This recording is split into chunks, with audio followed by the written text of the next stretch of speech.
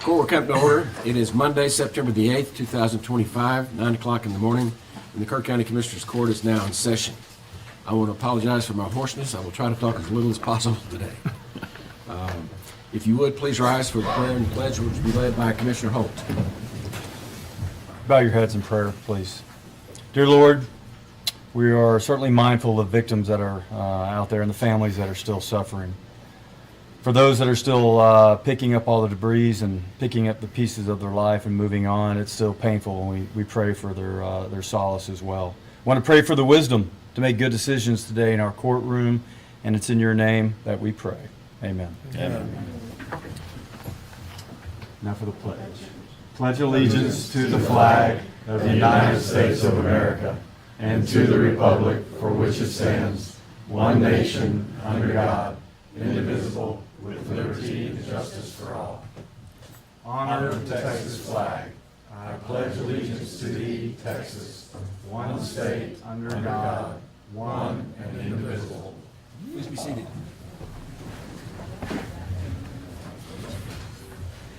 First item of business are these things. Either turn them off or turn them to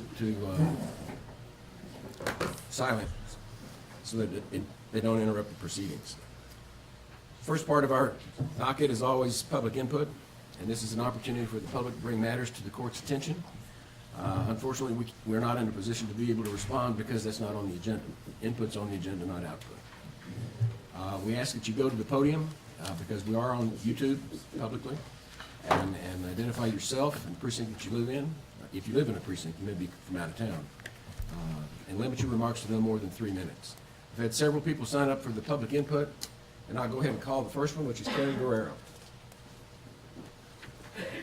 I recognize that orange shirt. That's our signature color, sir. Good morning, Judge and Commissioners. My name's Karen Guerrero. I'm with Kerrville Pets Alive, and want to take this opportunity just to share. Kerrville Pets Alive assisted about over 300 animals during the flood and after the flood, also pet owners in need. And we were generously gifted with a lot donations, in kind donations and financial donations, and we want to give back to the community by hosting a free pet wellness and resource event, which will be this on Saturday between 8 and noon, over right next door at the Earl Garrett Red Cross building. So we'll provide registration for free spay and neuter, free vaccines, free microchips, just about anything anyone needs for their pet, pet supplies, food. We continue to also support Kirk County Animal Services on a daily basis with volunteers and pay for all the medical funding there. Again, this is a great opportunity and could be a potential $500 savings for each pet in your family, believe it or not. If any of you have pets, you know how expensive that can be. So that's our way of giving back and hoping that people, by being able to take care of their pets, they can take care of themselves. Could you repeat the date and time? Yes, it's September 13th between 8 and noon at the Red Cross building. Thank you. Okay, thank you. Thank you. Next, Rufus Maxfield.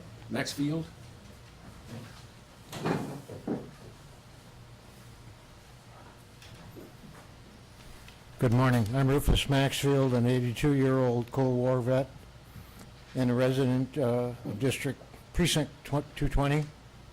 I'm a lifelong paid-up member of the American Legion, a Legionnaire, a son, a rider, a past commander of Post 208, and a lifelong wrestling coach. I helped start the wrestling teams at Shriner. The women won the NCAA National Championships in 2021. And additionally, they were the National Dual Meet Champions in 1920 and 21.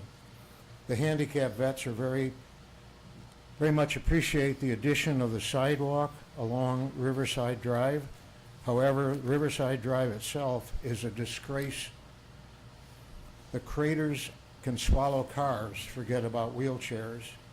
It's the obvious shortcut for the president's visit, a traffic reliever for Highway 27 and Loop 534, and the only access to the park in question, not to mention the shared access the American Legion Post, and the Ag Barn. Thank you. Thank you. Next, we have Robin York. Good morning. My name is Robin York. I'm with the American Legion. I served in the military, in the Army for 20 years. I am here to represent the American Legion as a whole in the state of Texas. And we would like to repair Flat Rock Park in its entirety. I'm in the process of raising funds. I have picnic tables, park benches, and etc. being fully donated by American Legion members. And with that, I would like to work with the commissioners in that endeavor, and hopefully we can stay in touch so we can see what else we can do for you.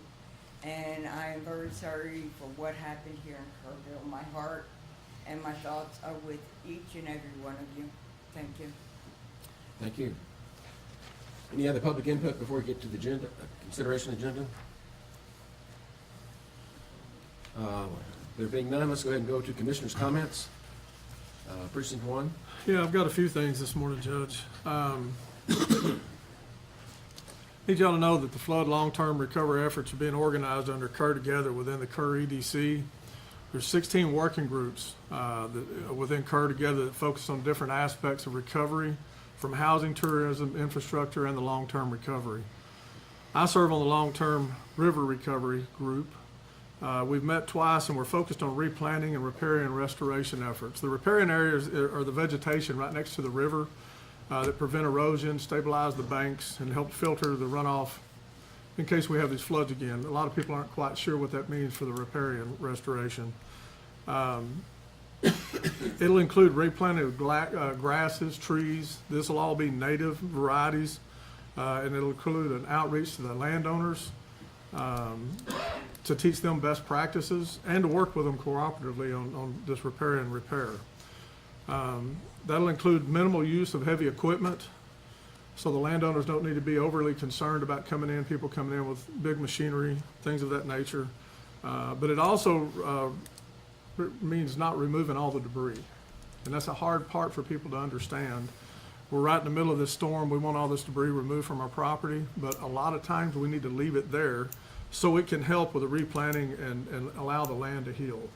That's a hard thing for people to grasp, because you want it to be cleaned up and look like a big perfect lawn out there. That is not what's best for this river in the repair and restoration. But if you need more information on that, I'd like y'all to contact Shelby over at UGRA. It's 830-896-5456. Secondly, an update from the debris removal, which is kind of weird when I'm asking you to leave probably some of it to some degree, right? But Ash, Britt, and Ceres, the two contractors that the state has employed to do this removal, have removed 853.1. TxDOT 800 has removed 86.7 for a total of 939.8 cubic yards that have been removed in this debris, 1,000 cubic yards. And lastly, Charlie Hastings, our county engineer, sent me information today. We've got 700 structures in the floodplain with some form of damage. 700 with some, and now that could be commercial or residential. Approximately 50% are substantially damaged. So that has you at about 175 that sustained 50% or more damage to them. And of that, 35% have already filed for a permit. That's an incredible number. These guys are working hard to get letters out. That's what they're doing all day, every day now, to hopefully all 700 of these folks that received damage. The focus, however, is going to be on the 175 that received substantial damage. When it's substantially damaged, that means the house could be completely gone, or they have 50% or more of damage. They're working hard daily on this. Please be patient. If you're somebody that needs to file for a permit, please contact our county engineering office. They're trying to work hard and work with folks, and we've got FEMA down there working with them every day to accomplish these goals. It's a hard task to accomplish in a short window, but the biggest thing we need right now are patience as we move through this process. I think that should cover it. Okay. I'm almost afraid to ask for two. Here it comes. Go ahead. Continuing welfare checks to try to match needs with resources. And I'm very pleased to say that I was contacted last week by a ministry that wants to make 7 modular homes available for families who lost their homes. So working with a couple teams to identify the best fit for those 7. I mean, it sounds like we got 175 that could use them, but obviously we don't have enough for all. We have a aggregate production operations advisory council meeting scheduled for September 16th at 6 p.m. This time it'll be at the Union Church because the Youth Event Center isn't available. But I'm also asking our aggregate miners to estimate the volume of water that was diverted from the river into their pits. They all had substantial flooding, and it's just very interesting. It certainly helped in terms of minimizing the damage from the flood downstream from those locations. So we're just trying to document what that is, and they get beat up pretty good by the public most of the time, but here's a time where we can actually appreciate having those pits available to take some of the water out of the flow. And we also, I've arranged to have Texas Parks and Wildlife come on the 12th, this Friday, to investigate the removal of some of the new gravel deposits that are in the river floodplain and advise whether a permit will be needed. It sounds like it may not. So if there is a win-win here and the aggregate producers want to recover it, they may be able to. And of course, we'll work with Tatum and make sure that they're on board before anything happens, but that could be a good thing. And certainly if there's anybody out there you want to reach out to me where there are significant piles of especially gravel, let me know, because I want to show those to the Texas Park and Wildlife folks. Well, that lady on the front row has a bunch, I can tell you right now. Okay, well, I just need the locations. Okay, continuing to work with groups and individuals who want to help restore our Lions Park and Flat Rock Park facilities. So I'm anxious to meet with American Legion to hear what they want to do, and I'm the right person to talk to for that. Let's see, I did attend the Governor's Small Business Disaster Recovery Fair. Yeah, was that last week or the week before? Week before. Week before, yeah. And one thing that kind of came up, I publicly asked Tatum to reconsider what they can do to make some of that wood-based mulch available to local landowners who have been requesting it. So, but I see that's also on the agenda later today, so I'll hold off on any further comments. Obviously, debris removal is really going well. I couldn't be happier with that. And also, having been nominated for the team that's evaluating flood warning systems, I'm happy to report that we've already had 2 meetings, and it's going very well. And fortunately, UGRA was already heading down this path and have made some pretty good progress. So we will definitely take advantage of everything that they're already doing and planning to do, and then piggyback on top of that to make it even better.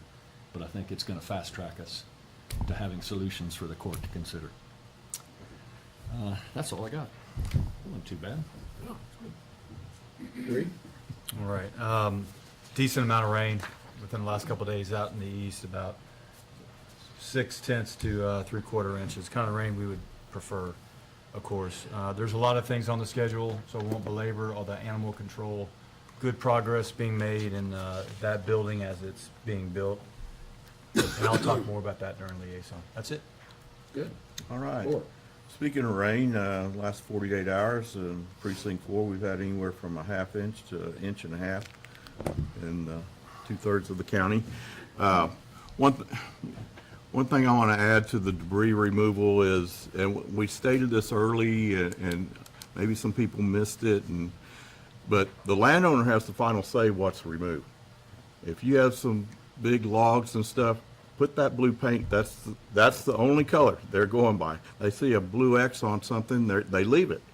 And so the landowner has the final say what is and is not removed. And these contractors, as far as I can tell, have done an excellent job coordinating with the landowners and what have you. So use them, and so reach out to them and identify what you want to stay. We got a full house, so let's get to it. Okay. We'll move on to the consideration agenda. Item 1.1 is to consider, discuss, and take appropriate action on a request from Casa de Soso to be added to the nonprofit list for use of the Union Church building in order to receive a 50% reduction of the rental fee. Janie Saravia, am I saying that right? Yes, yes, sir. Please go. Thank you.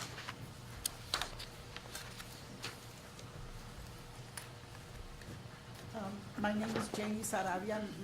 My husband and I, for the last 13 years, we've had a home, a Christian home for men and women that are trying to get off drugs, that need a place to come and detox and get stabilized in a lot of different ways. And we are just here to request that we get put on the nonprofit list. I move for approval. Second? Got a motion and a second to approve adding Casa de Sozo? Sozo to the nonprofit list for use of the Union Church. And just to clarify, you're not bringing the patients there for, this is for meetings, right? We're gonna have a church service, Okay. and one of our alumni that has been out of the house for 4 years, he's having a baby, so we wanna have a baby shower for him there. Okay. I'll tell you, I've dealt with Janie for 20 years, and they do a wonderful job. Awesome ministry work they do helping these men, and I'm proud of where you are at. Thank you. I would, go ahead, sir. No. My only concern is every time we waive fees, and this is, you're gonna hear me say this again and again, every time we waive fees on our buildings for usage, whether it's Hill Country Youth Event Center or other buildings, we do have to pay for that. There's still a gate out there at the Union Church that needs to be repaired. There's still a fence out there, and the Hill Country Youth Event Center is still, that's the reason we're in the hole on a lot of our buildings, because we don't charge a full fee on nonprofits. So that's just my concern. I love what you're doing, Yeah. I really do, but every time we waive fees, the whole public pays for it in the end. And we are part of the community, and one of the things that we like to teach the people that are at our houses to be part of the community. During the floods, we were out at Bumblebee. We put in 600 hours the first week of taking out mud. The ladies and the men were out there. So we have no problem with helping with whatever needs to be done there at Union Church. You know, for the community, this is what we give up is a small part of what we get back from groups like this. And so you can't weigh it monetarily. So we appreciate y'all. Thank you. I just have one question. I mean, how Yes, sir. often do you foresee using the facility? Not very often. We have a church, we're part of Impact Christian Fellowship, and we usually have events there. But this baby shower is something that we're wanting to do for this Okay. alumni. So you're not trying to set up a regular No, meeting no, or no, service? no, no. And And we then are we familiar. have our facilities at our home. Yes. And we are familiar with what you do, and thank you. Thank you. Appreciate it. Any other discussion? Those in favor, raise your hand. Those opposed? 4-1. Thank you. You approved.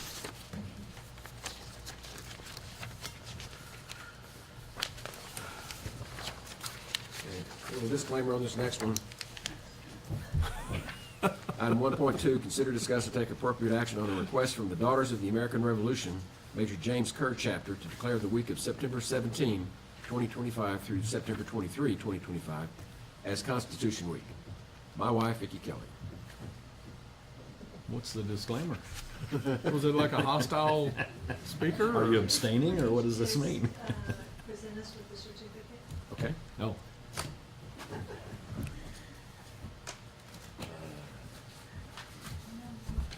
Okay? I make a motion to approve. I'll second the motion Got a to mo- approve. Motion, you got a motion and a second? Any discussion? You'd like for me to read the proclamation? Okay. Whereas the Constitution of the United States of America, the guardian of our liberties, was adopted on September 17, 1787, and stands as the oldest written national constitution still in use today. Whereas the Constitution established a unique system of government that has enabled the United States to thrive in liberty and justice for over 2 centuries. And whereas it is fitting and proper to honor the framers of this foundational document, to reaffirm our commitment to the principles of constitutional governance. And whereas public awareness and understanding of the Constitution are vital to the preservation of our democratic republic and the freedoms we cherish. And whereas the Daughters of the American Revolution, through its chapters across the nation and in this community, have been staunch advocates for the celebration and education of Constitution Week since its official recognition by Congress in 1956. And whereas the Major James Kerr chapter of the National Society Daughters of the American Revolution continues to promote patriotism, historic preservation, and the study of the Constitution through its annual observation of Constitution Week. Now, therefore, we, the Kerr County Commissioners, do hereby proclaim the week of September 17 through 23, 2025 as Constitution Week in Kerr County, Texas, and urge all citizens to reflect upon the privilege of American citizenship and the importance of actively protecting and preserving the Constitution. And in witness thereof, we're all signing, and that will be the order of the court. And with that, we're going to have a photo opportunity, right? Want to vote? Yeah, those in favor, raise your hand. Unanimous. Kind of no-brainer. Okay.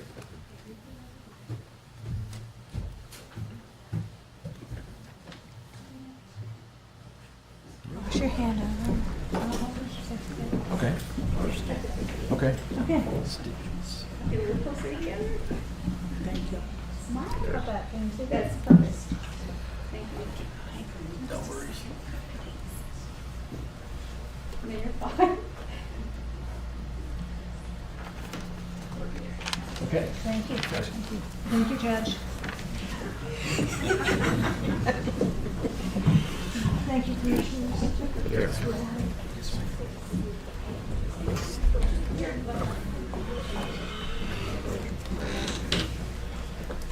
Okay.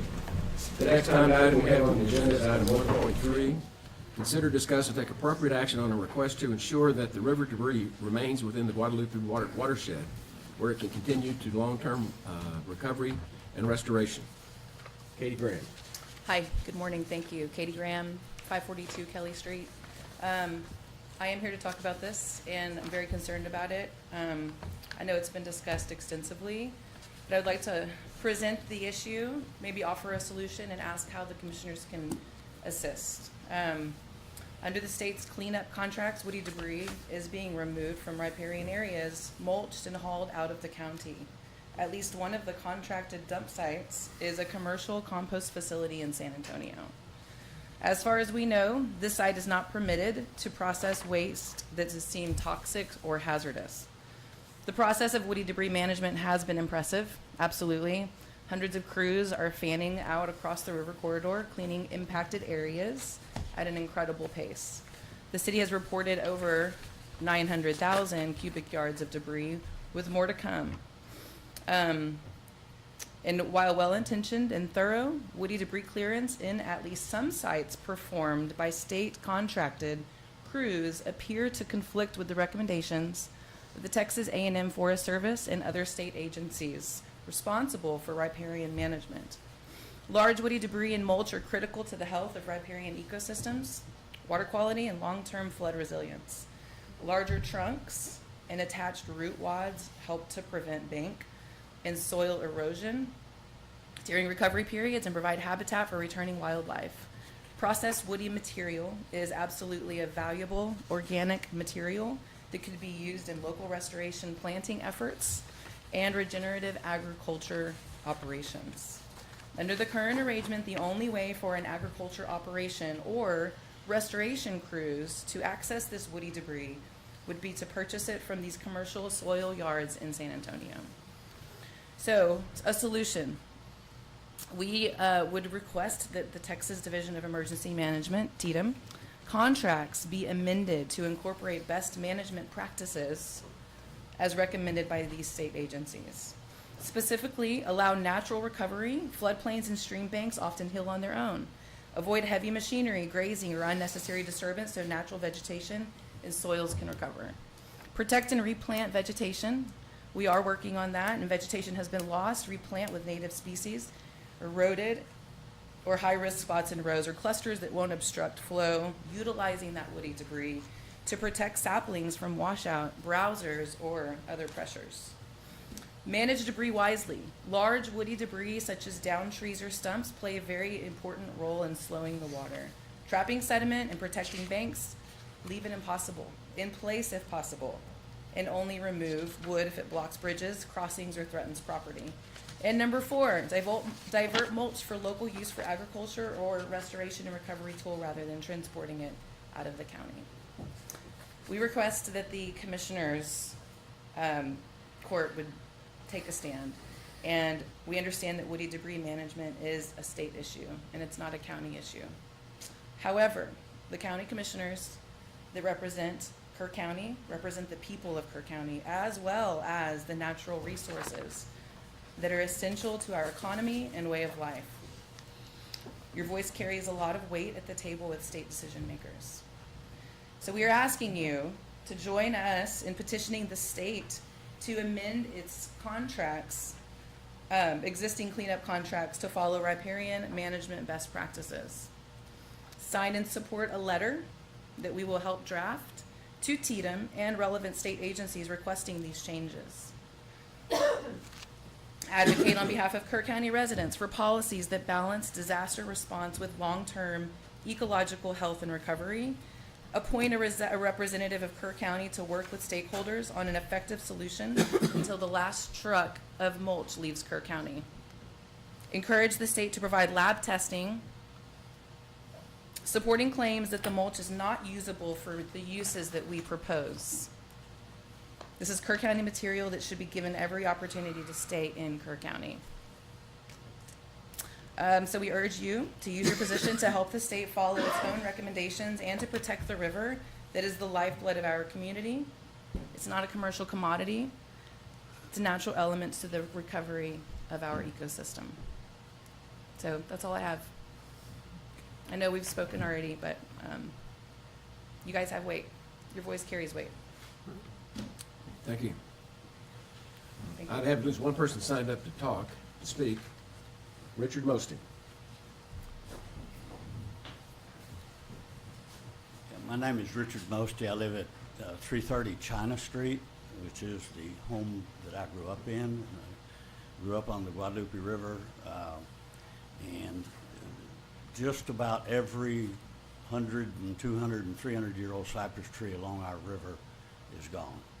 And our family, our cousins and relatives, are embarking now on a beginning with San Antonio Botanical Association, Park and Wildlife, on a long-term restoration plan along the river. And I think everybody in the room has now heard the wood is good speech. And I would just echo that whatever the commissioners can do, influentially or whatever, to preserve that mulch for those of us who might have a use for it. I understand that many people it's junk and it's unsafe and needs to be removed, but to create a way for those of us who really could use the mulch in the riparian restoration to figure out a way to do that. It's been a devastation to all of us, and we're all, for our children, our grandchildren, our grandchildren, who may see the results of what we've done. I really appreciate any work, and I'll get with Commissioner Jones to coordinate our family's project as well. Thank you.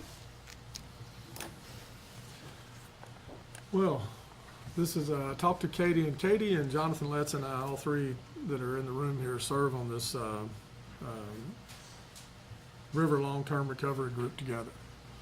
And so we brought this topic up numerous times. Commissioner Harris and I are in those meetings daily at 1 o'clock.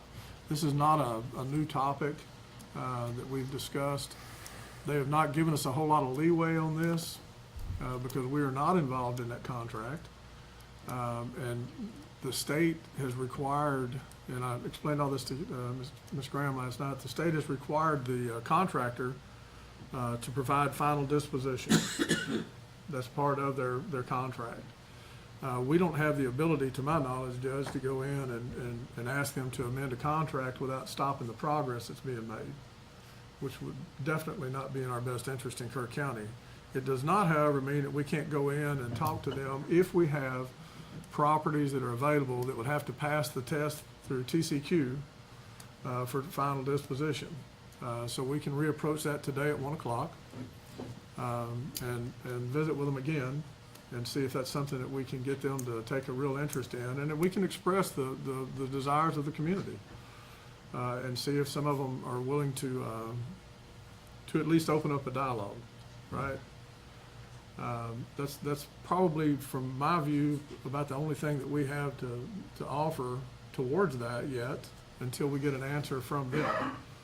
And 'cause like I said, it's one of those deals where it's a blessing right now. We were all excited because they kept us from going bankrupt by trying to figure out how we were gonna clean this river up. And now we're gonna go in and try to get them to alter the final disposition towards that. And it all makes perfect sense why we should. No question about that. Whether we can get them to do that or not remains to be seen. So we'll give it a shot, see what we can do. I guess my question, do we have any idea what percentage of this debris they would want to retain as mulch for various property owners? We could take quite a bit of it, There's an awful lot of it. 20,000 I mean, cubic yards of it. I know multiple landowners in Center Point that also have quite a bit of land that have expressed an interest in receiving about the same, if not more. But I think you would have to have a lot of land that's willing to go through the testing and approval process through TCQ Yes, to be able to say, yes, it's a suitable location. And I don't even know what all their parameters for acceptance are. I haven't been able to dig that information out, so maybe that's where Right. you guys could potentially work with TCQ and find out what those. Right. Yeah, my only concern is that it's happening so fast, and the trucks are leaving, and Yeah. the Right. mulch is going. But we're being asked by y'all to do something, so we're gonna do it. Yeah, I appreciate that Oh, very much. it's got to dry for 6 months. What's that? It's not going anywhere soon. before they It's mulch it? gonna be out there drying for 6 Well, months. they're hauling mulch off. Yeah, they're hauling today. daily. They are? Yeah. Oh, yeah. The 40 drying period was gonna be if they burned. That's it, they're Okay. burned, yeah. Yeah. And so they're actually hauling it off now as we speak. Right. But that's a lot. As Commissioner Jones said, we'll look into it. Thank you. We promise we'll do that. We can't make promises Right. that anything will come of it. You know, I've said this several times, when Commissioner Jones and I were in like the third, fourth meeting with the state, and all of a sudden they said, we're gonna take over the debris removal. Man, it was just a big sigh of relief from both of us, because we knew how huge that was. Also knew that the state taking over, we're gonna lose a lot of local control. And that's the other side of the coin. But the benefits far exceed the bad. Now, we'll look into it, but we'll see. You know, I brought up before, in Helotes about 20 years ago, there was about a 3-story pile of debris, mulch, behind O'Connor High School in Helotes that burned for over a year and smoldered for a year. And we can't have that. So, Well, and I think there's best practices for handling that degree of mulch. Well, of course. 3 stories high is probably but not best. there is a downside. So Right. it'd have to be carefully thought out and what have you. And in my opinion, spread if we ever got to that point Right. that they say, all right, come get X number or whatever.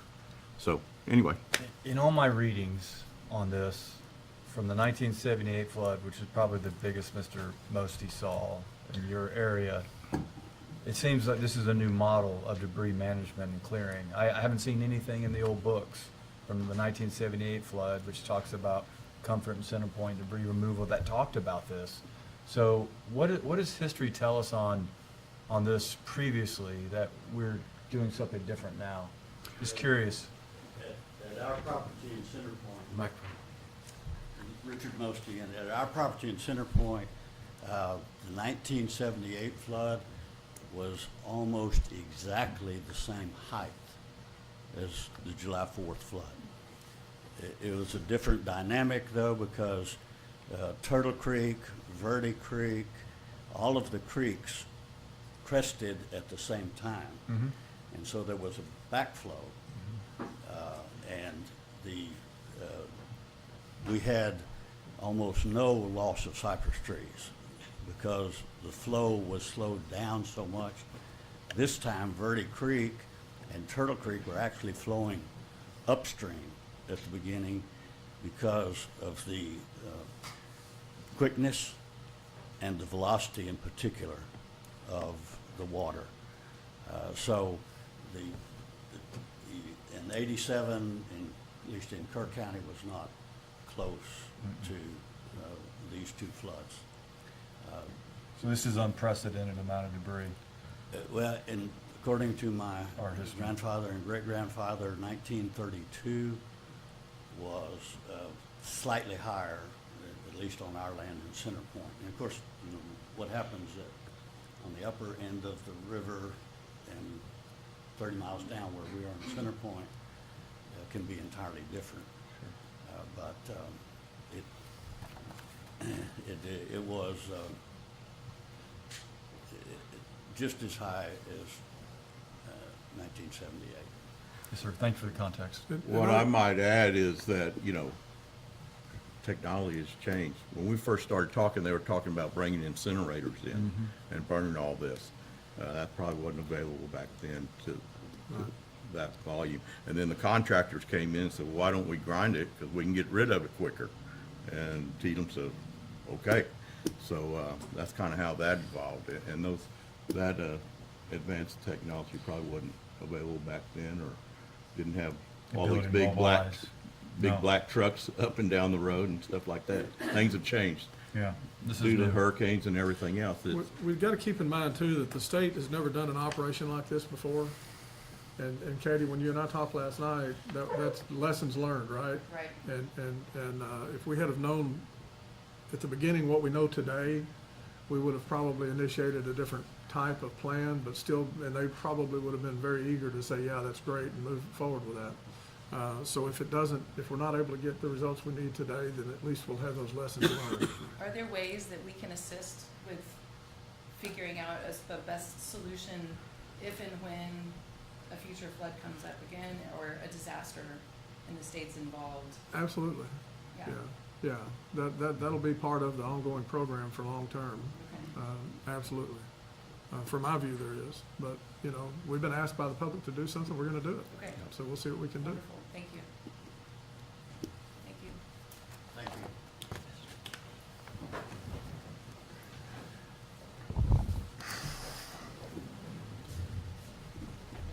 The only thing I would add is, by way of clarification, everything in the waterway of the river belongs to the state. And when this whole thing came up, we were very concerned about what the cost of this debris removal was going to be, and very relieved that the state stepped in to do it for us. And by the way, the Texas Division of Emergency Management is a division of Texas A&M University. And so you got people at the university, if they can get their heads together and tell us what the best recommendations are, we certainly listen to it. But that's who we deal with is Tatum at this point. But we're happy to do what we can. That's all we can do. Can I make one comment? Sure. Jeremy Walther, Elm Pass Road in Center Point. The approach that Tatum is using for cleanup directly contradicts A&M Forest Service recommendations. There was a quote in Kerrville Daily Times paper by a forester that is on site from the Forestry Service that had recommendations for riparian management. That is nothing like what we're seeing happening in the majority of these sites that Tatum is responsible for. So it's just a matter of maybe helping bridge that gap. The state's making this recommendation, and then another state agency is not following those suggestions. It might just be worth pointing out in a very diplomatic way, of I course. think they're both divisions of A&M. Sure. Yeah. So A&M needs to talk to itself. That's what we suggest. Thank you. Thank you. I'm good. I don't think there's any action item that we can take right now. Judge, there was another lady, Peggy, that wanted to talk. Oh, yes. Patricia Higgins.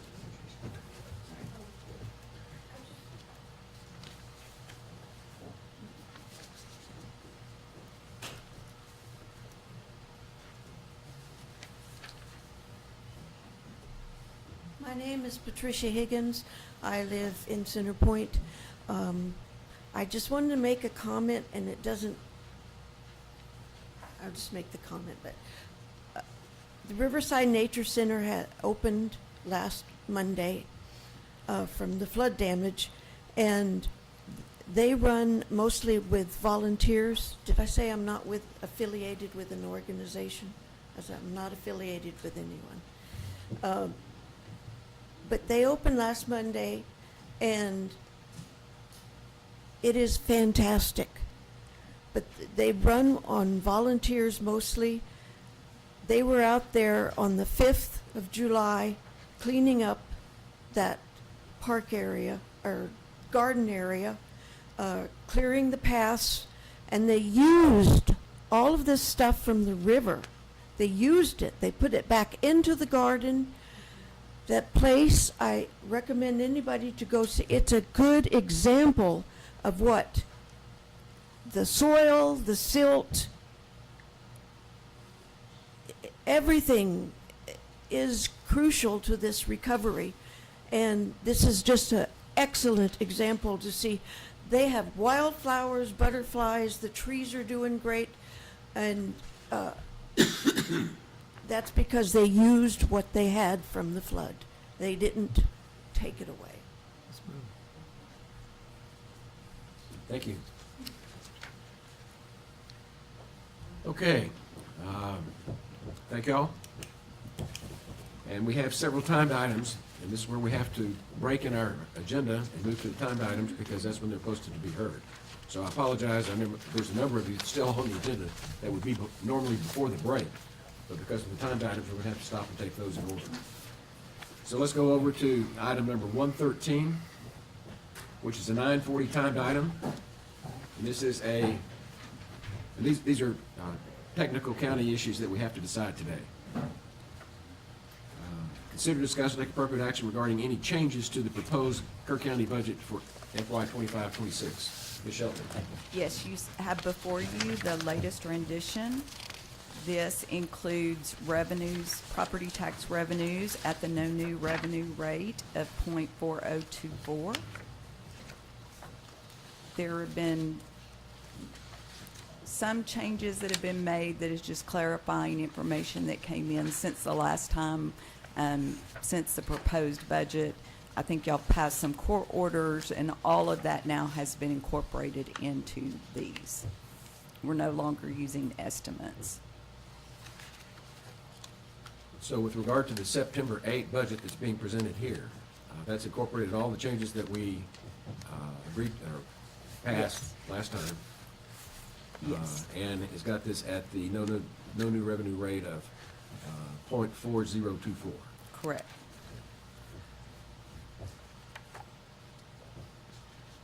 Any other changes? What's Oh. in here with respect to Cade Loop Bridge? Thank you. I just thought of that. Yes. Based on the meeting we had Thursday, it's also been,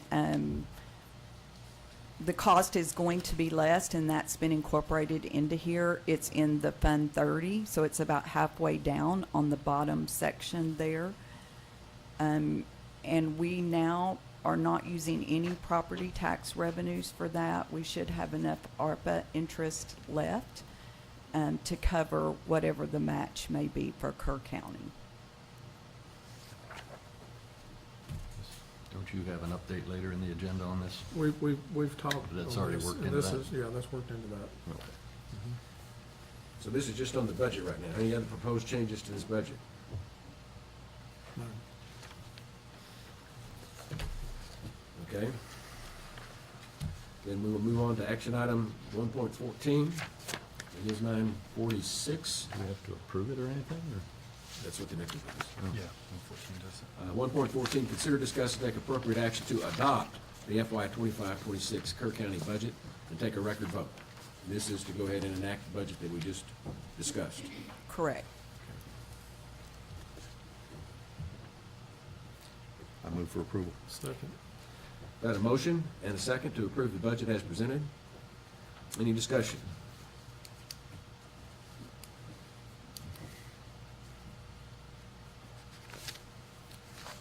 This must be an individual vote I know. also. I know. Okay. I'm just waiting to see if anybody wants to say anything. I don't want to make a big deal about it, but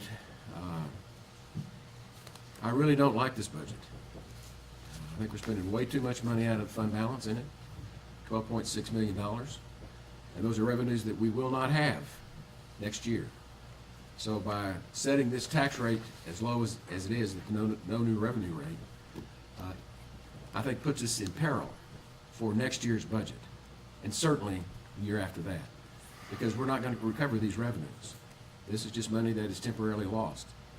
And that was the rationale behind the reason in the tax code that you could have, during a disaster declaration, you could have a temporary increase to be able to fund your losses and damages, which we've suffered significantly. I'm not going to vote against the budget, because if we don't adopt a budget, it reverts back to last year, and we don't have enough money to run the government with what last year's budget was, I can tell you right now. So we need to be able to pass a budget, and I'm not trying to obstruct that. I'm just voicing and giving the warning. Remember what I said this year when it comes around next year. Anybody else want to make any comments? No, I think I want to reiterate, for next year, you're right, there's a dearth of funds. So anything that takes away from our fund opportunities for the next year, I'm going to be really careful about voting on, hence the 4-1 vote. So, I mean, that may be a little bit of money, but in my pocket, we need to really look hard at future things and give no free pass, because we're going to need the money in the budget. Okay. Well, I'll just say, I mean, I'm good with this, I'll vote for it, but, you know, obviously I was looking for an even lower tax rate. So, to me, this is the compromise, and I'm willing to go with it. I actually think we're gonna have a much larger ending reserve balance next year. If history is any guide, we always do. We always over budget and underspend, so I'm very comfortable with this, but we'll see. Next year, I understand your concerns. I'm not saying they aren't warranted, but let's see. But what I'm saying is, we're going to have to raise the tax rate significantly next year. It would have been better if we were doing this incrementally in years past. And I'll challenge anybody. If you look at your tax bills, there has been no increase in your taxes as a result of an increased tax rate. Because there has not been an increased tax rate since we've been on this court, Don and I. The increase in your taxes is because of the appraisals, not the tax rate. I know a lot of people are panicked about the tax rate, but the tax rate is actually healthy at this point. And we're going to have to raise it next year. I would do a little bit this year and a little bit more next year. But I understand the reality of where we are. So y'all ready for the vote? Next year will be a different animal. You know, I've said this before, when you and I got on here, I never could have imagined we kept the tax rate as low as we have 6 years down the road from when we weren't, but we've been able to. Next year will be a different animal. We'll tackle it next year. And the budget budget culture surplus that we have in the budget, because people don't spend all that we budget for their departments and offices. In the year of an unprecedented disaster like this, don't expect that this year. I just don't see that. I don't think that's reasonable to anticipate that that's going to happen. So we're looking at some pretty lean times. But let's go ahead and take the vote. This is a record vote, and I'll call for Precinct 1 first. Vote to accept. Precinct 2, Aye. Precinct 3, Accept. Precinct 4. And I'm going to abstain, so it's going to be a 4-0-1 vote. Thank you.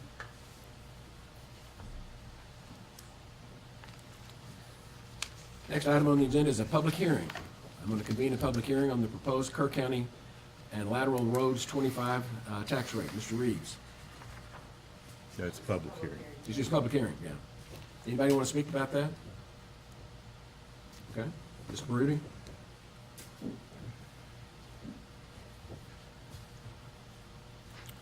George Brody, 1616 Glen Road.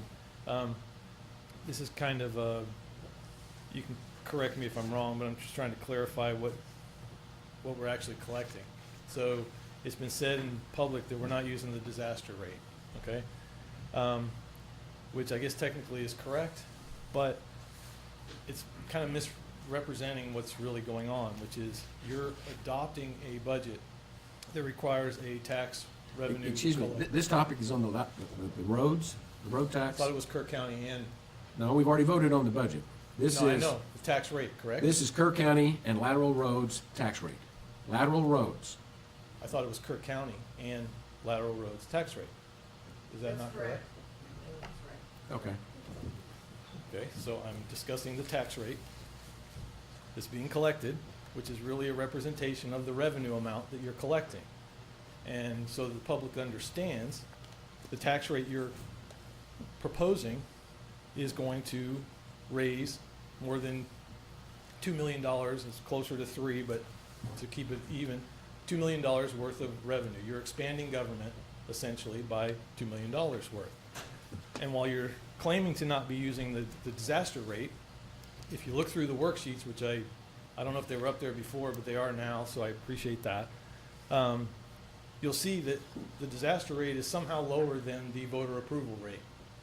That's because you guys are choosing to use unused revenue from prior years, which you're allowed to do. Nothing wrong with that. But what people need to understand is that you're raising the amount of property tax collection by nearly 8%, okay? It's not some small little amount. It's a very large amount. And you're doing it in a way that you're allowed to do, but I would argue that it's a little misleading to keep telling people that we're not using the disaster rate when you're actually collecting more than the disaster rate on its own would allow you to collect. Because do you guys even understand what unused increment is? Do you understand that you're using that? Prior years, you collected less than you were allowed to, and you're allowed to recoup that, and it's nearly $2 million. It's all really coming from that. And you could adopt any rate you want, but the real voter approval rate is the maximum allowed without getting voter approval, which would include the disaster rate as well as the unused increment that's available to you. That's what I believe should be reported as the voter approval rate. And it would clear up some things as to why people are paying, why the government is increasing property taxes by nearly 8% and claiming to not use the disaster rate. And if it looks like people are looking around like they don't really understand what I'm saying, so I'm not gonna try and explain it right here, but I'm sure that if you took the time to look at it and ask Mr. Reeves about it, you would get a better idea of what I'm talking about. At the end of the day, you're collecting nearly $3 million. It's on that front page that you'll see in your budget. $3 million more tax revenue than you did last year. And I'm sorry, but that's a large number. And people need to understand you're expanding government at a time when maybe you should be looking for cuts. So, thanks. This is a public hearing. Anyone else want to address the court? That's something we should let Bob comment on, or? He's going to make a recommendation here in a minute. So with that, we'll go ahead and there being no one else that wants to address the court on this issue, then we will adjourn the public hearing and move on to item 1.16. Consider, discuss, and take appropriate action to take a record vote to adopt the 2025 Kerr County tax rate. This will be the combined tax rate for Kerr County and lateral roads. Mr. Reeves. Yes, good morning, gentlemen. On August 25th of this year, the court by a vote of 4-1 proposed a tax rate for the 2025 tax year of 40.24 cents per $100 valuation. This rate represents the no new revenue rate for Kerr County's general fund and the lateral road fund. The rate is broken down as follows: 33.22 cents per $100 valuation for maintenance and operations. Interest and sinking fund is 4.92 cents per $100 valuation, and the lateral road fund is 2.1 cents per $100 valuation. The notice of the proposed tax rate was published in a local newspaper in accordance with Texas Property Tax Code. In addition, this notice received proper internet and website posting. I placed a copy of how the motion should be read into the record to adopt this tax rate. I believe each one of you had it in your boxes. This vote should be a record vote. I'm available to answer any questions. Any questions? Can you address any of Mr. Barui's comments there about the 8%? Because frankly, I didn't quite. The only thing I can say, whether we were using the disaster rate or the rate which we are now using, you'll recall you rescinded the disaster rate. Right. The no new revenue rate was the same Yeah. on both of them. You're adopting the no new revenue rate if you choose. You're not using the unused increment. That's what I thought. Any other discussion? Make a motion. Second. The motion needs to You gotta be read read as a place. Individual. He's got a copy. Oh, I make a motion to adopt the 2025 tax rate as proposed. I move for the adoption of the total combined tax rate for the tax year 2025 of 0.4024 per $100 valuation. The breakdown of the tax rate is maintenance and operations, 0.3322 per 100 valuation. Interest and sinking fund, 0.0492 per $100 valuation, and lateral road, 0.0210 per $100 valuation. This rate does not exceed the 2025 no new revenue rate. Second that Got a motion. motion and a second. Any discussion? Those in favor, raise your hand. It's a Record vote. record vote. Oh, record I'm vote. sorry. Yeah, you're right. Precinct I one, vote yay. 2, Yay. 3, Yay. 4, Yay. and I abstain. 401.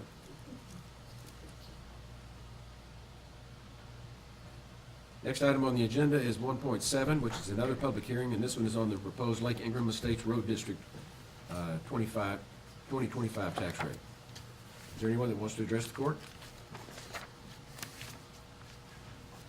There being no one, we'll adjourn that public hearing and move on to item 1.18. We got ahead of ourselves. Okay, let's take a break. 5 minutes and come back. I did not understand George's points there. I mean,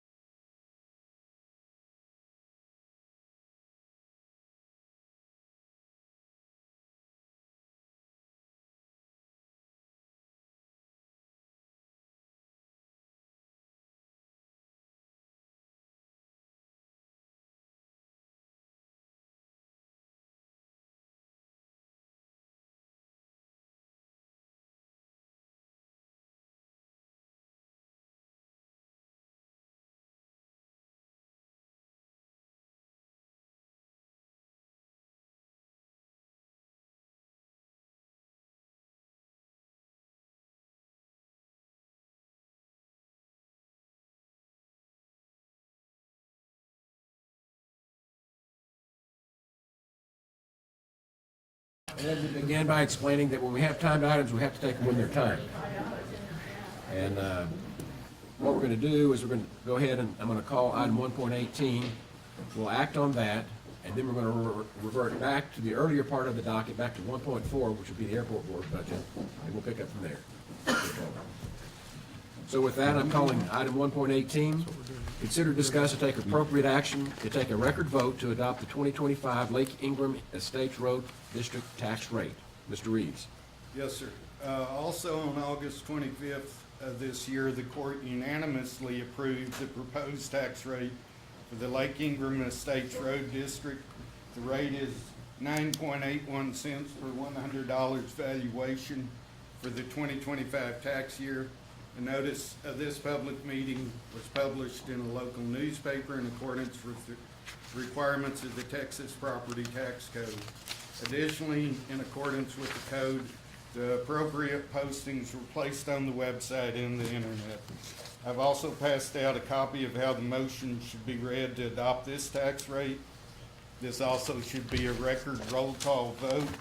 And as I remind you, the entire rate for this one is for interest in sinking fund, AKA the debt service of the road district, and is only incurred by the residents of the road district. I'll make a motion and move to adopt the Lake Ingram Estates Road Tax District rate of 0.0981 per hundred valuation for the 2025 tax year. The entire tax rate will be dedicated to the interest and sinking fund. Second. And a motion and a second to approve the tax rate for Lake Ingram Estates Road District tax rate as presented. Any discussion? We'll take a record vote. Let's do it the other way. Precinct 4. Yay. Precinct 3. Yay. Precinct 2. Yay. Precinct 1. Yay. I'll make that unanimous. Thank you, gentlemen. Thank you. Okay, we're going to go back on the previous page to item 1.4, which is where we broke, and that is consider, discuss, and take appropriate action regarding the Kerr County Joint Airport Board budget. Kirk Griffin. Yes, sir. I came before you guys about 6 weeks ago and discussed 90% of my budget. I forgot to bring in my Fund 48, which is my capital account. And so this is the presentation of that Fund 48. Basically, the capital account is how we have done and do the improvements at the airport. Most of these are TxDOT 9010 reimbursable funds. And so we're rolling over a couple of the jobs, most of the jobs actually, that we commenced with TxDOT this fiscal year, including our repaving, restriping, also some replacement of hardware. We are in the process of getting ready to do the system that shows up on here, which is the AWAS, which is the weather operating system that puts out a recording to pilots as to what our current weather and conditions are. Also, we will be closing out this year the dark sky effort and getting that funding back from the state. That paperwork is in process to get the monies that you guys put forward along with the city to do the land acquisition. So not asking for anything different than what was already on the books last year, and hopefully this year will be a little bit quieter and we can get everything in line. I want to appreciate Tanya's office as well as her counterparts at the city for helping me get through this in the 4 months that I've been had the pleasure of serving as the airport manager. It's definitely been drinking out of a fire hose, and they've gotten me through it. So that's all I had. That's where we are. And any questions?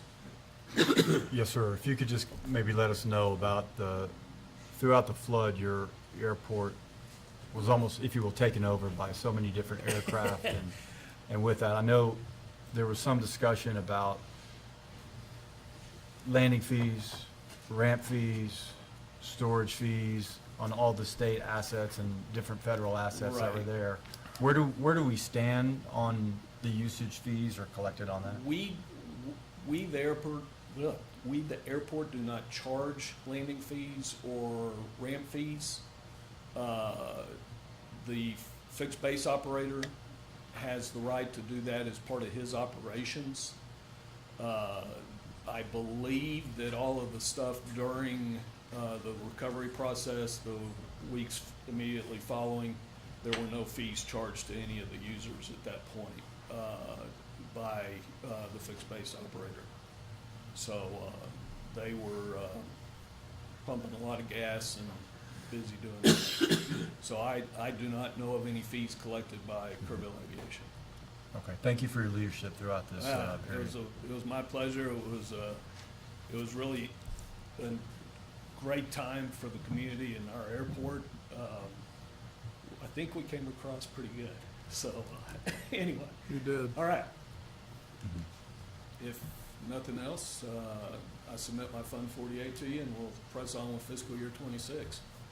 Well, I need a motion. I'm going to make the motion to approve the airport budget As presented. as presented. Second. Got a motion and a second. Any discussion? Those in favor, raise your hand. Unanimous. Thanks. Thank you, sir. Appreciate it. Item 1.5, we have some people that are going to want to talk on 1.5. Let me go ahead and call it. Consider, discuss, and take appropriate action to open bids and award the contract for rainwater catchment system at the new Kerr County Animal Control Facility. Commissioner Letts, former Commissioner Letts. Jonathan Letts, 1656 Lane Valley. Actually, the bids were opened in July. This is just the award. Received two bids, Legacy Water Storage for $99,954, and then Rain Bear LLC for $121,935. Both bids specified the same Pioneer water tanks, slightly different sizes.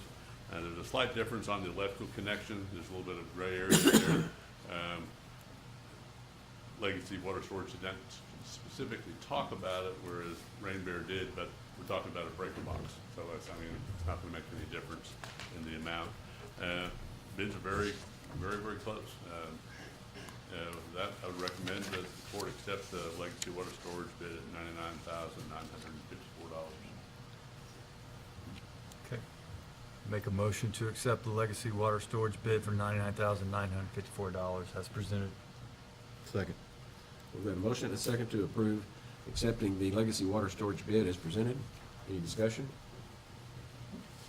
Those in favor, raise your hand. Unanimous.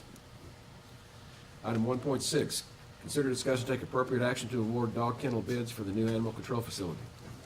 Reagan Gibbons. Good morning, everybody. You should be getting a sheet there with a little bit of a breakdown.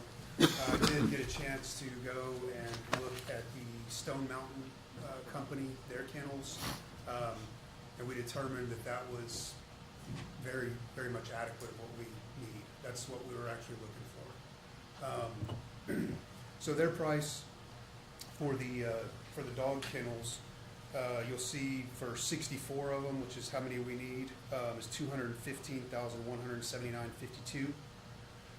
And then there's 22 isolation and quarantine kennels, which comes to $59,600.46 for a grand total of $274,779.98.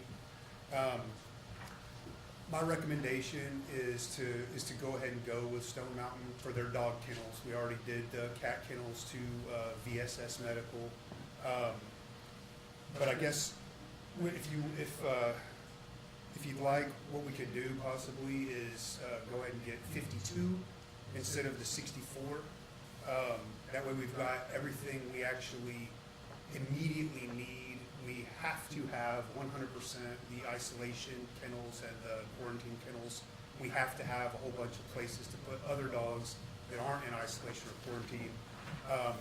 But my recommendation is to leave out one of the rows of the kennels in the adoption area for now, to save $40,346.16 just for the time being. And then once the facility currently we're in sells and the property and everything, then look at finishing that out. question just for discussion. What's the max number you've ever had as far as dogs in your current facility?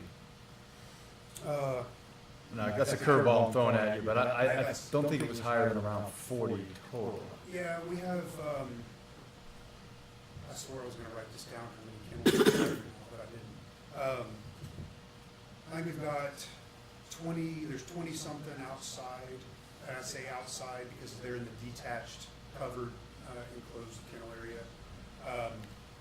And then we have what we call the white room, just because it's painted white. That's where we put some of the smaller animals and some of the the puppies, so that they can't get into some of the drainage areas. It's a little more secure for them. They also can't get out as easy. I think there's 7 in there, and then we have the blue room, because it's blue. And it is, I think there's 7 or 8 kennels in there, and that's our isolation area right now. And then, of course, the quarantine area, which I think is 7 or 8. I mean, maximum, I don't know how, if we've, I'm sure that at some point during some event, we filled the whole thing up. I know that at one point we had cats in pet carriers because we didn't have space available. There was a whole bunch coming in. But I don't know exactly how many we've had. But maximum, we could probably hold about 40, a little over 40. Right, okay, I understand. Your recommendation now is hold 72, we're doubling. Well, and all of this, capacity. keep in mind too, full for us 52. is not really full. What's the point? We say we're full, you go in and there's 3 or 4 or 5 empty cages, but that's because we have to have a place to put animals that come in through the day.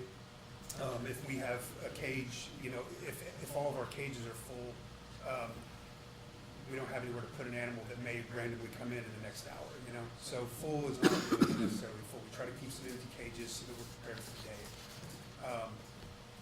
So we'd be looking at, and on these cages, I guess a good way to put it would be like, think of the drain. Over that drain in the holding area, there is 2 rows. There's 2 drains and 2 rows of kennels. Each row has actually 18 different cages in it. Ideally, what you want to do, just for staff ease of cleaning and then also for staff safety, it's really good to be able to move these animals back in the back-to-back cages. So unless we're absolutely full and needing more space, we try to keep it to where we can move them without having to actually remove them from a cage.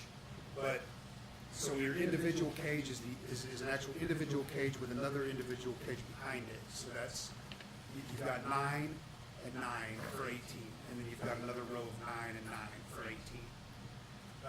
In the adoption area, there is 2 rows of 14. So you've got 7, 7, and then for 14, and then on the other train, you've got the 7 and 7, 14.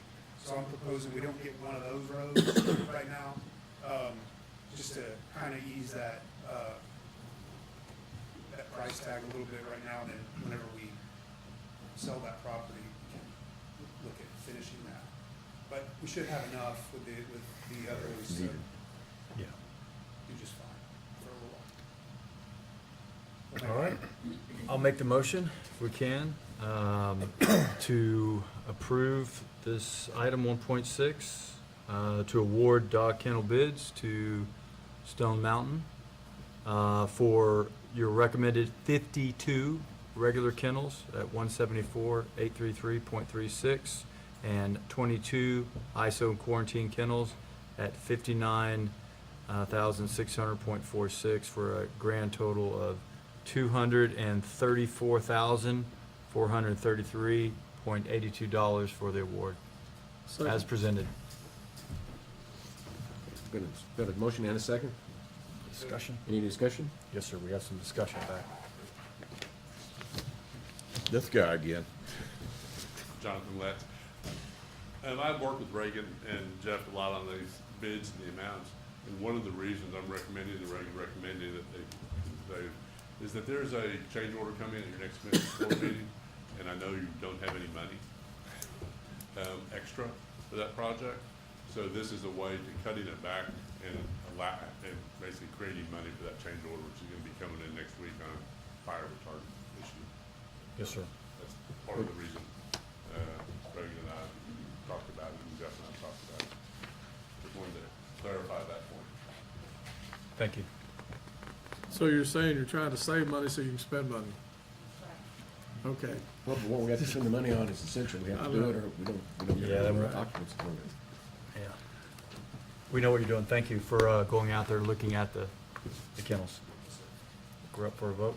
Yes, we have a motion. We got it. We got a second. Got a motion and a second? Any other discussion? Those in favor, raise your hand. Unanimous. Thank you. Okay.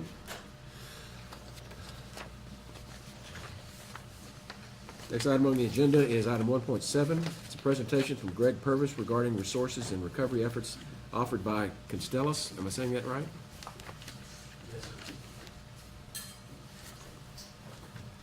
Good afternoon. Appreciate the opportunity to visit with you guys. Greg Purvis from Hondo, Texas, so it's not really considered local. But here with MGI and Constellus. I'll keep this short because I want to give time to Constellus to brief you guys on resources and capabilities. This group has done a great deal of DOD and natural disaster recovery globally, stateside, Oconus, whichever way you want to look at it.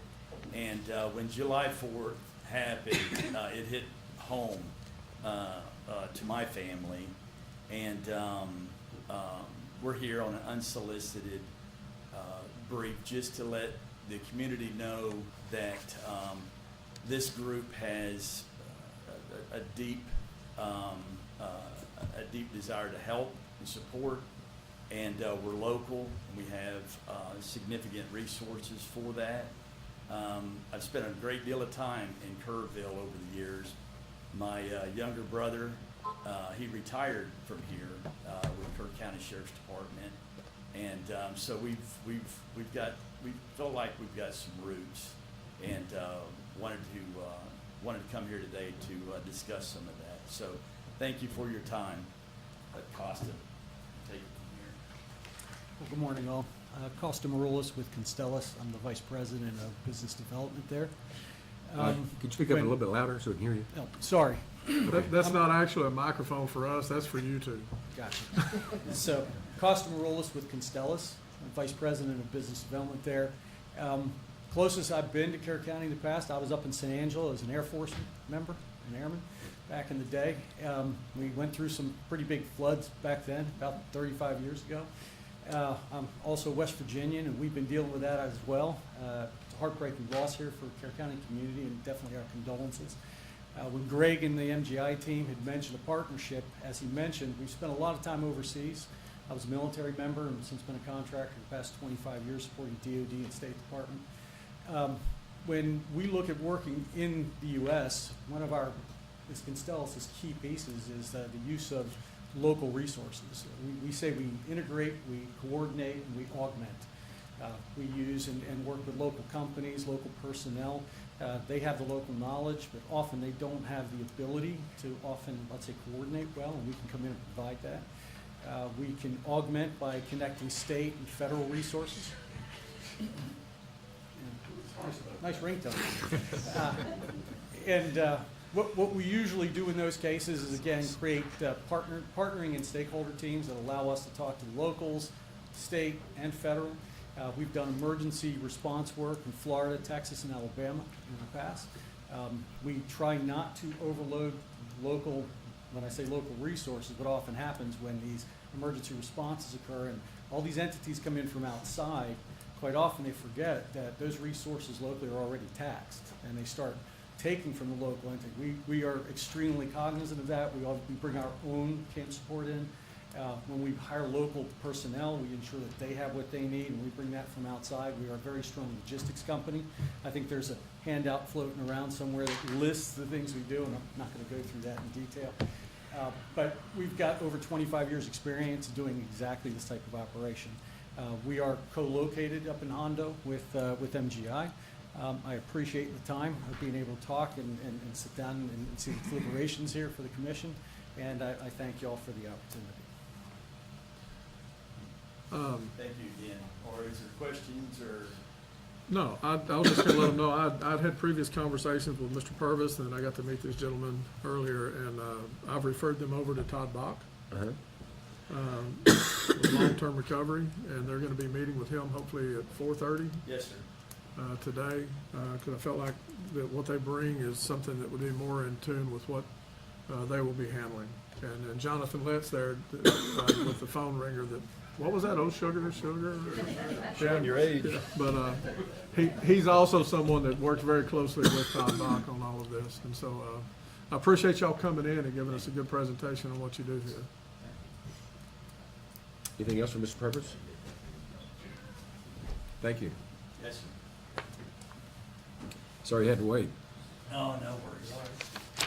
Moving on to item 1.8, consider, discuss, and take appropriate action to approve a contract with Convergent, I guess Convergent, to provide monitoring services for the fire panel at the Juvenile Detention Center. Ms. Revens. Yes, sir, thank you. Good morning, gentlemen. This contract has been reviewed by our county attorney, and I'm asking to accept it as presented. It's just basically a yearly contract to monitor the fire panel at the Juvenile Detention Center at 501 Legion Drive. I'll move for approval. I'll second. Got a motion and a second. Any discussion? Those in favor, raise your hand. Unanimous. Thank you, Shane.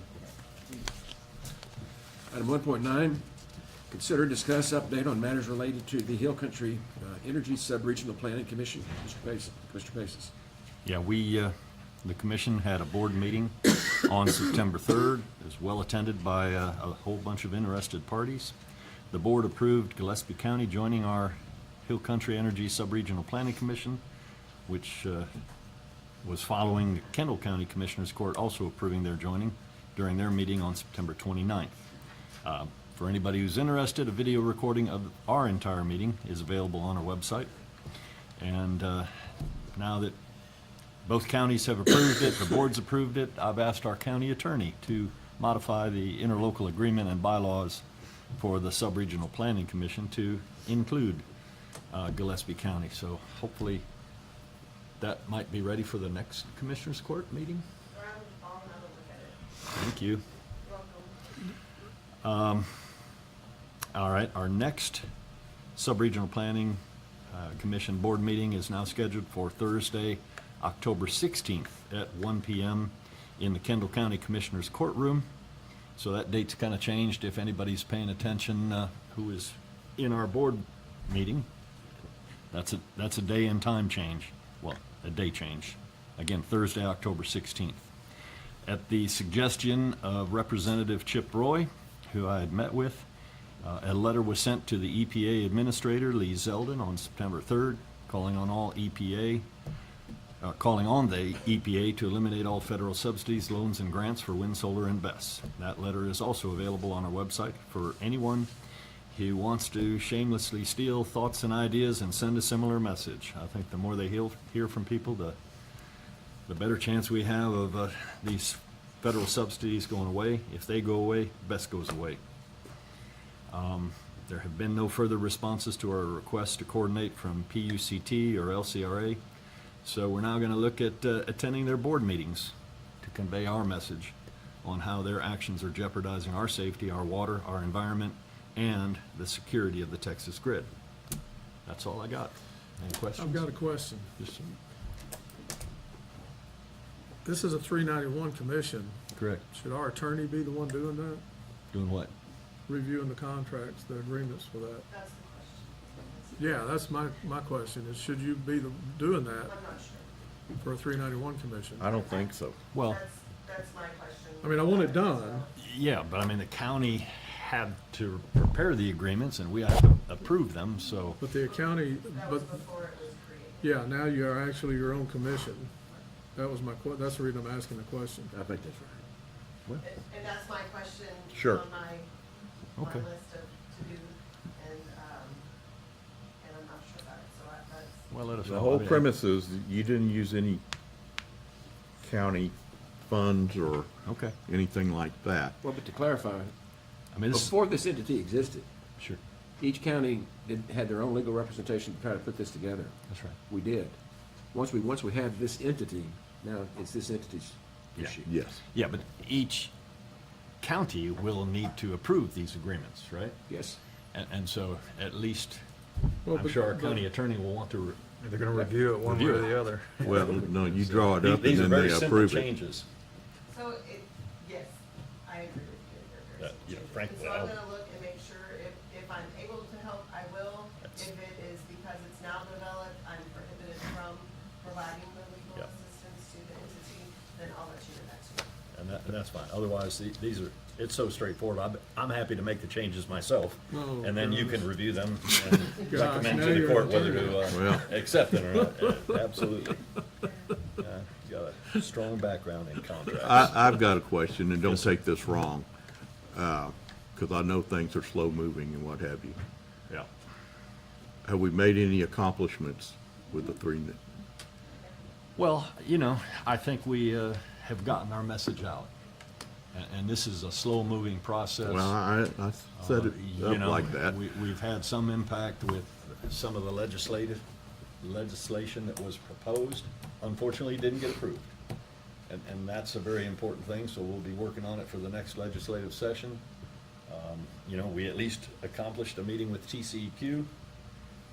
We're waiting on them to actually respond and answer the questions that we asked and that they committed to providing answers to. So I keep following up. We should have something shortly. They seem committed to giving us answers, so we'll see what that is. I just feel like we're gonna get stonewalled with everything with the state. Well, As you stated, and we I've have been beating the drum for a year and a half, the federal subsidies have to go away, and then Yeah. they go away. That's the answer right there. Oh, I agree. As soon as that happens, they're gone. But in the meantime, you know, we need to still be a thorn in the side and make sure that our state government and these entities realize what they're actually doing to us. Right. So we'll continue that path. As I say, the next step, if they won't come to us, we'll go to their board meetings. Anything else? I would say some of the greatest success we've had is coming together with another county, and now a third county, Yeah. and our voice being heard at the state level. gonna magnify That the didn't voice. happen before. To understand the concerns of this, the fact that we don't have, well, we do have one in process, unfortunately, up in Mountain Home, right, and one up in Harper. It's the first one we heard about coming here. I Right. mean, But we don't have three.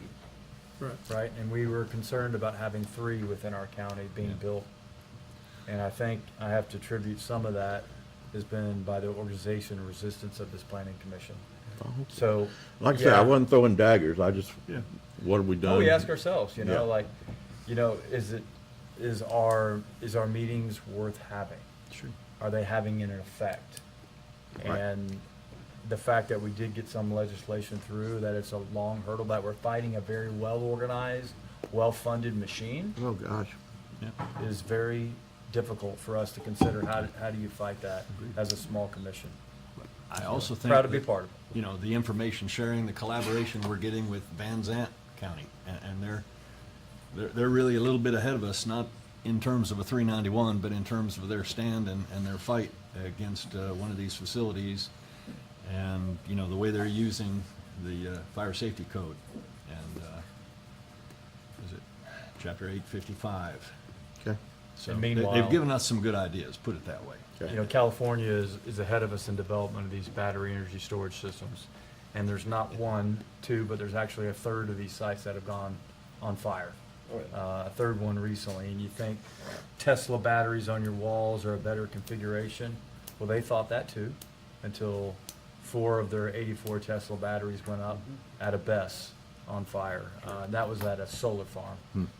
So, And even the recycling plant in Missouri yeah. went up in flames. So what are we gonna do Keep with doing these what you're things? doing. I think you are doing a good job. I just was questioning the, Sure. No, that's fine. Okay. That's all. Speaking of thorn inside, we'll go on to the next topic. This is item 1.10. I'm going to call Ed and then ask Commissioner Herring. I'm going to call all three of them and ask him to go ahead and explain what we're doing, and we'll take them one at a time. Item 1.10 is consider, discuss, and take appropriate action to accept the Emergency Services District Number 4 compilation report. And we can give that here in just a minute. We're going to do 111 also, which is to consider, discuss, and take appropriate action to remove the president and the treasurer of the Emergency Management Services for District Number 4. And then 1.12 is to consider, discuss, and take appropriate action to appoint a president and treasurer of the ESD Number 4. So All right. with that, It's clear as mud to everybody out there, I'm sure. All right, there, with the ESDs, their compilation audit has to be turned in, report has to be turned into the county by, or a full audit, either one, by June 1st of each year. That did not happen with ESD number 4, which is actually in the Hunt area for Hunt VFD. It was by no fault of their own. They turned all their stuff into the auditor in December of '24. And in fact, the auditor was apologetic, even made a donation to the VFD because of it being delinquent. So, having said that, the president and the treasurer have to be removed because that report was not given to us on time, okay? So, I'm going to start off by moving that we accept Emergency Service District Number 4, ESD Number 4, compilation report. I'll second that. Okay? Got a motion and a second? Everybody understand what, we've got to accept it. Yeah. I'm looking for a browse out here. By law, we're required to remove them if they don't timely file the compilation report. That's what happened. Yeah. And so, we're going to approve the compilation report first. That's right. Any other discussion about that? Those in favor, raise your hand. Unanimous. And we've already done that with the other 3 ESDs in the county. This is not our first rodeo with this problem. Yeah, we had to do this 3 or 4 years ago as well. But anyway, so now I will move that we remove the president and treasurer of ESD number 4. Slap on the wrist. I second that. Okay?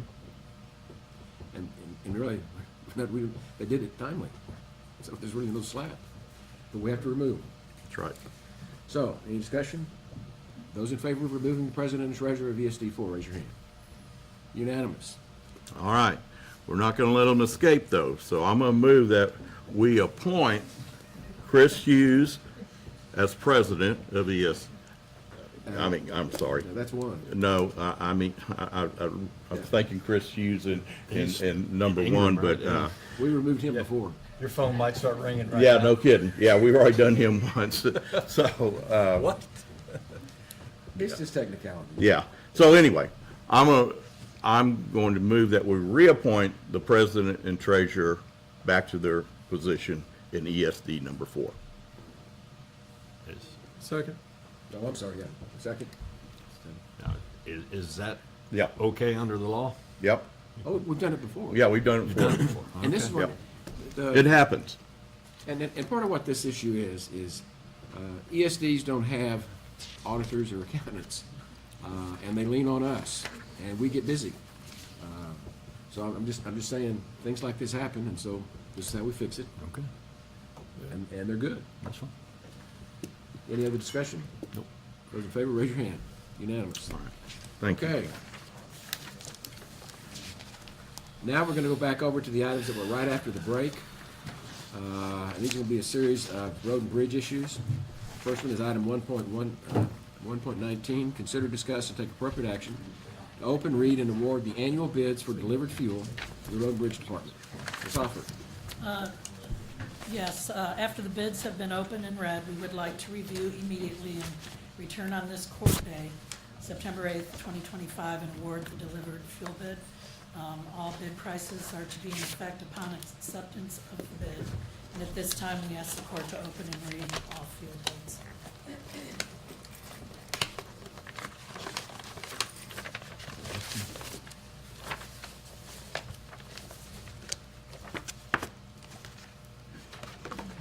And yes, it is required that precinct commissioners have pocket knives.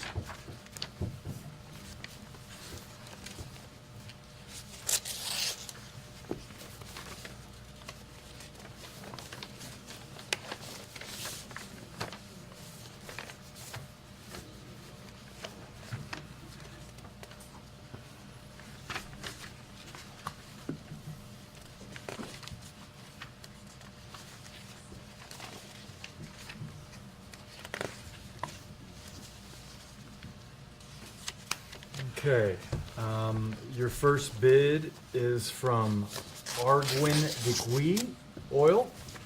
I'll say that again. Arguin de Oil from Laredo, Texas. And I don't know if I just slaughtered that name or not, Good job. but I'm gonna go with it.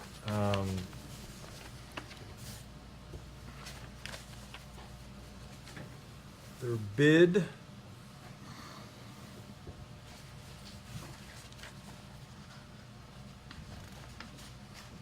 came in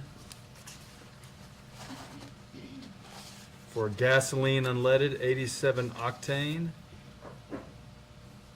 The total is .85657. For the diesel off-road, .65719. And diesel low sulfur, .85719. Let me make sure I got that numbers right. Could you read that on-road diesel, the last one, please? Mhm. Again? For their on-road diesel,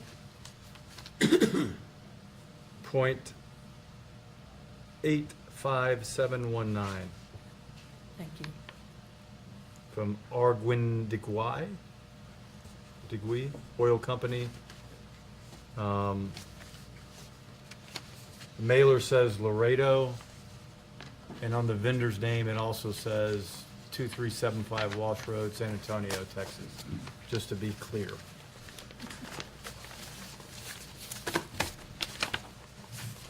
Okay, thank you. Next, we have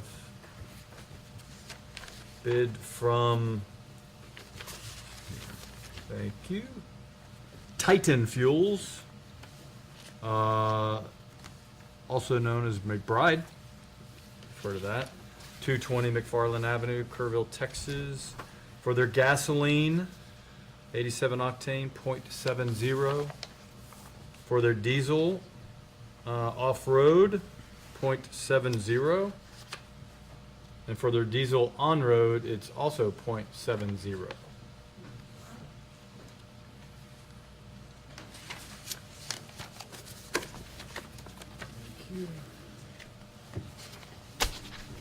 Thanks for the help. And lastly, Maxi Energy, 206 McFarland, Kerrville, gasoline, 87 octane, .4116. Diesel high sulfur off-road, .2239.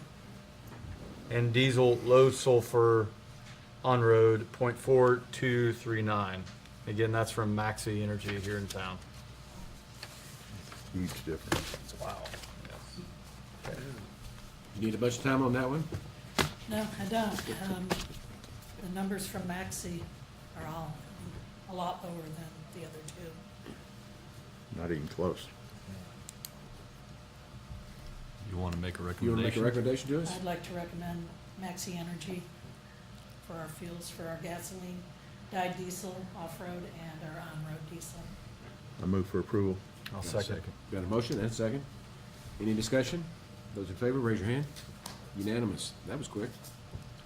Item 1.20, consider, discuss, and take appropriate action for the Commissioners Court approval to purchase various items with funds from line item 15-370-260, which is surplus property sales and auction monies.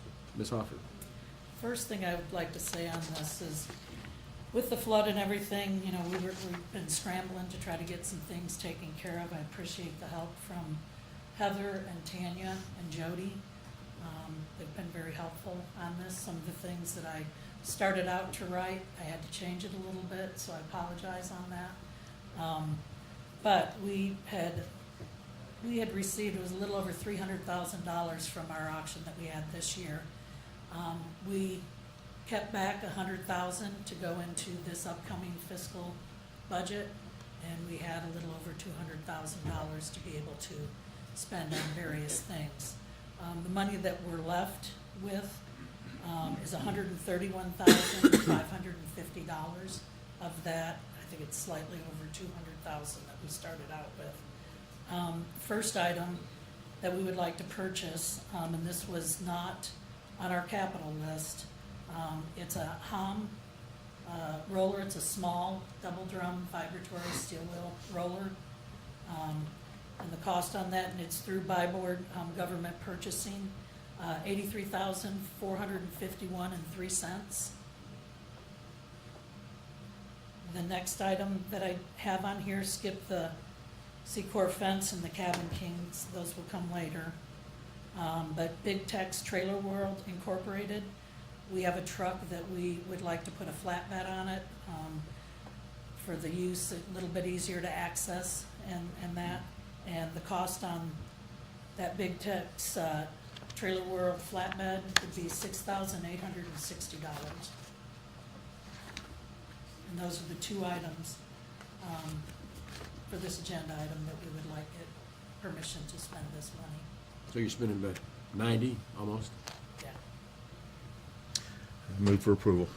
Second. We have a motion and a second to approve the requested expenses as presented out of the surplus funds from the auction. So Kelly, you mentioned that you didn't have that vibratory roller on your list. Then why are you wanting one now then? Well, they came up with, when we're out doing paving and that, we do have some areas that are hard to get to with the rollers that we use, on a 20-foot wide road. So this would allow us to get into some areas that were a little bit tighter to get into. Yeah, I see it on some of the shoulder repairs that you've been Yeah. doing. It's been difficult. You've been doing a lot of shoulder repairs, Yeah. but they need a good flattening. Yep. Any other discussion? We've got a motion and a second? Those in favor, raise your hand. Unanimous. Moving on to item 1.21. Consider, discuss, take appropriate action for the Commissioners Court to approve the general contract with Secor Fence and Building Company to install fencing from the Spur 100 corner to the new animal shelter. Ms. Hoffman. Yeah, we wanted to use some of that money to fence off our area from the animal services facility property, that we already have some material and we have our screener over there, and just to have everything behind a fence. And this would also come out of the surplus property sales and auction monies. It would have to be transferred, according to the county auditor, into capital, because it's a revenue. And so, we had filled out the paperwork to do that transfer. And the price on it was, got it right here, $34,980. Lee Secor said he would be able to start that project and have it finished before the end of the fiscal year. But we ran into a problem that I just found out about this morning with the animal services project, and Jonathan said he would speak a little bit on that. Problems, huh? I thought you retired. This is under the contract y'all paid me to do. I met with Robert and Donnie out there to lay out the fence, who I think that's part of the scope of what I'm supposed to be coordinating. And that all went well. And then I met with Daniel Mirabito, I think that's how you say his last name, with Bernhardt Construction, and also with Kevin Bernhardt later. And there's a problem with the fence going in right now, as quick as Kelly and we wanted to go in, because there has to be, under the FEMA loamer that is still out there floating for pending approval, there has to be final grading done where the fence is gonna go. So they're gonna have to have a maintainer go in there and do some final adjustments, and then have it resurveyed prior to a fence going in. And the second issue was, where the fence is going is technically under the geographic contract with Bernhardt, and there's an issue of having another contractor working on that site other than Bernhardt's subcontractors, because of insurance and other issues related to his contract. So it can go through. They're going to try to expedite the final grading and some of that work as soon as they can. They're also coordinating with Road and Bridge on getting the seal coat on the road, which will be required to get building occupancy from the fire marshal. So there's a bunch of moving parts right there, but it's probably going to delay the fencing at least a month. And I don't know, I mean, the contract will be let, but the work will not be completed as timely as Kelly was hoping. Okay. One question. Are all these players cooperating? Oh, yeah. Well, I haven't talked to Donnie and Robert yet, but I mean, yes, everyone's cooperating. With the amount of I don't walks have a that we've problem. had all together on that fence, Yeah. you know, I'm surprised that didn't come up earlier. I appreciate. We've bringing all behind walked it. it. But is the issue gonna be the timeliness of the payment? The time is up for work. Yeah. The work has to be done by September the 30th in order to make it work for the current fiscal year. Correct. This is gonna close out now and it'll just go into fund balance. Okay. She has any remaining. Kelly, will this affect the price, the contract? That I don't know. I doubt it if it's just a But month we were- delay. We were hoping it would go through. We called Lee and Lee was gonna start out the week of the 15th. Okay. Jonathan, what do you think the timing is on them getting the rest of that done? It's gonna be at least a month. They need to, under their contract, they've gotta go in and put erosion mat on the slope of the road, facing the road and bridge, and then they go in and do the grading. We even talked about trying to put posts in, but that just is gonna make things too complicated with machinery going around. Okay. The good news is that the way this fence was laid out, which needs to go in, it will decrease the cost of the fencing for the animal control building, because the way Donnie and Robert and I were able to lay it out, it's gonna have a shorter run and save some fencing on the other project. But it's just gonna, just be a delay. The other part of this, which is related to all of that road, is that, I think Kelly came up with this idea, that they're only gonna do a single course, seal coat on the road initially, and then come back, to get that done, because there will be probably some damage to that during the final construction. And by doing this, they'll come back and next seal coat season and do the final penetration, or final seal coat. And that'll, long-term save some money there hopefully as well. Sorry to have bad news. So, is there any action to take? I don't think so, and I don't think that, I think Tanya and I have had this discussion, but I'll ask it again.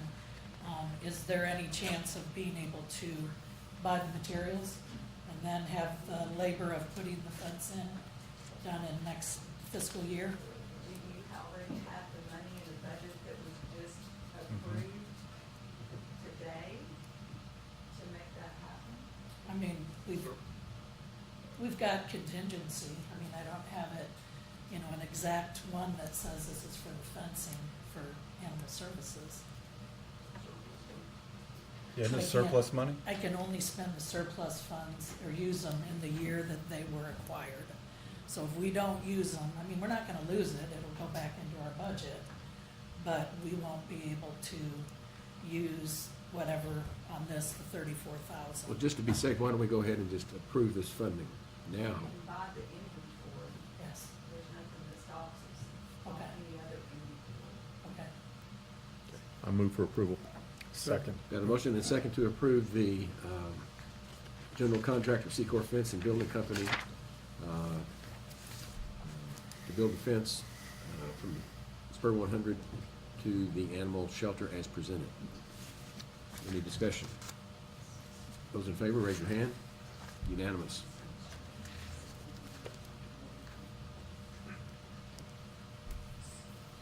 Recall 120 and take that action under that.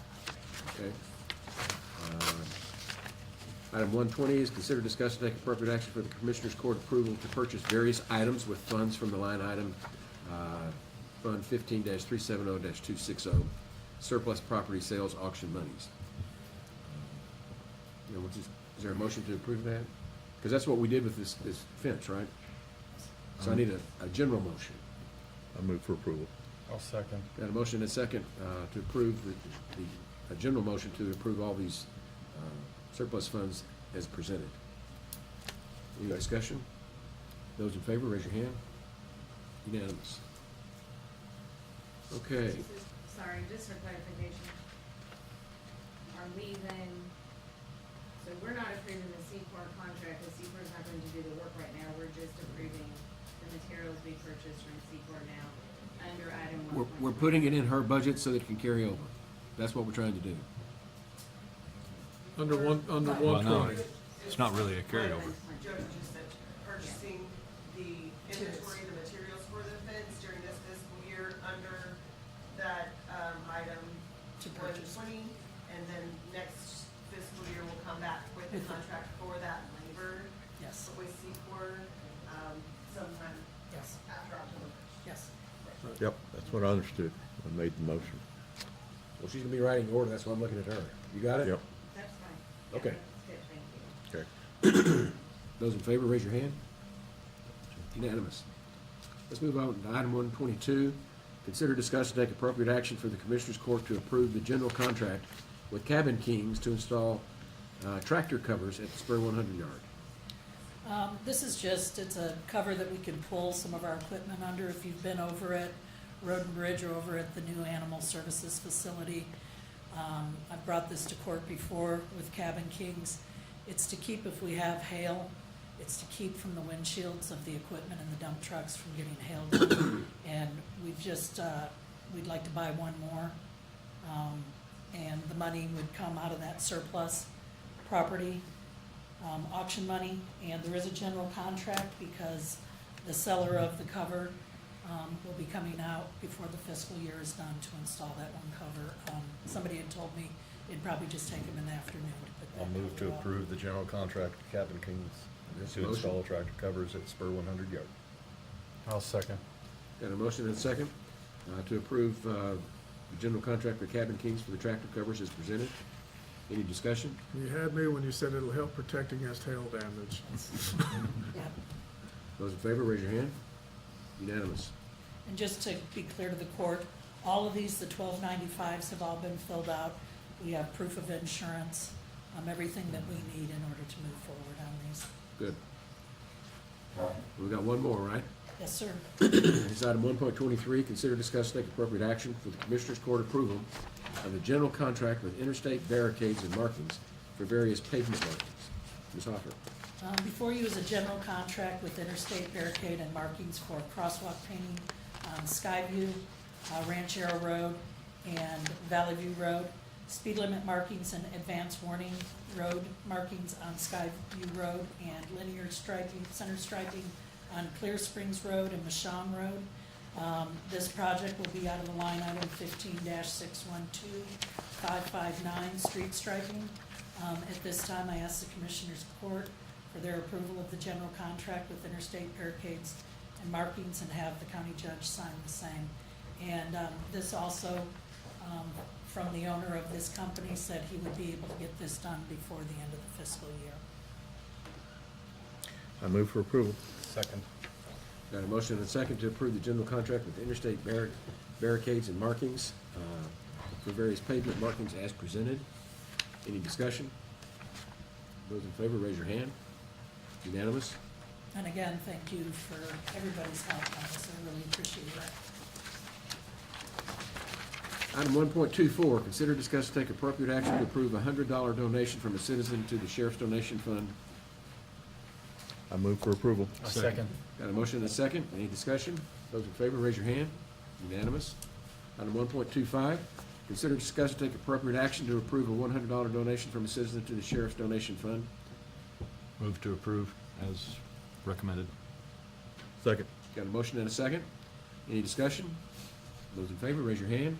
Unanimous. And 1.26, consider, discuss, take appropriate action to authorize the disposition of a Glock 45 pistol, serial number BYYM877, in the compliance with the Texas Government Code.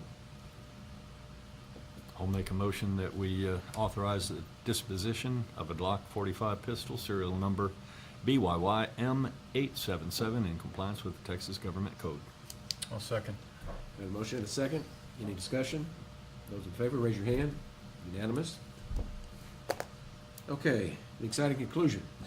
Yep. 1.27, consider, discuss, and take appropriate action to authorize the sale of one surplus firearm to honorably retired law enforcement officer Albert Lubano. The specific firearm is the officer's service weapon, Glock 45, serial number BYYM877. This request is made in accordance with the Texas Government Code, which allows for the purchase of a firearm by an honorably retired law officer. The purchase price will be $100 and does not exceed the fair market value price.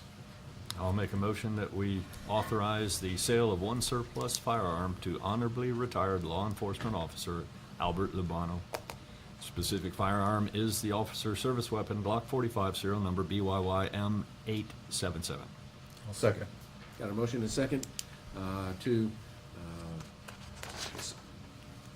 sell the Glock 45 that we've been talking about to retired Officer Lubano. Any discussion? Yes, sir? Oh, Oh. I'm voting. Hurry up and ask. Well, I know. Those that are watching, The why. we've dotted the i's and crossed the t's here, and this is, he's retiring with his pistol, right? That's The right. one that he's been- After 25 years of service. But it takes us about 4 agenda items to get this done legally. Yeah. So with that, those in favor, raise your hand. Yeah. Unanimous. Glad we could do it. In appreciation to, You bet. And we thank him for his service. okay, item 1.28, discussion regarding status of repairs for Cade Loop Bridge and a temporary bridge. Commissioner Jones. I'm not sure there's a whole lot to discuss at it at this point. It looks like everything's going forward. It'll all be through the PA process. Tanya's pretty tied in with all of it now, on the numbers and what we'll be doing, but we're trying to push that project forward to do the repair rather than replace on K-Loop Bridge. Hopefully, we'll get everything approved, signed, sealed, and delivered within the next week or two. Along with that, at that point, then we will have to put in a temporary bridge at Camp Rio Vista crossing to accommodate the folks that are back in that area so they can get in and out. Because it's a low water crossing and any rain at all shuts them down. So that was the need for that.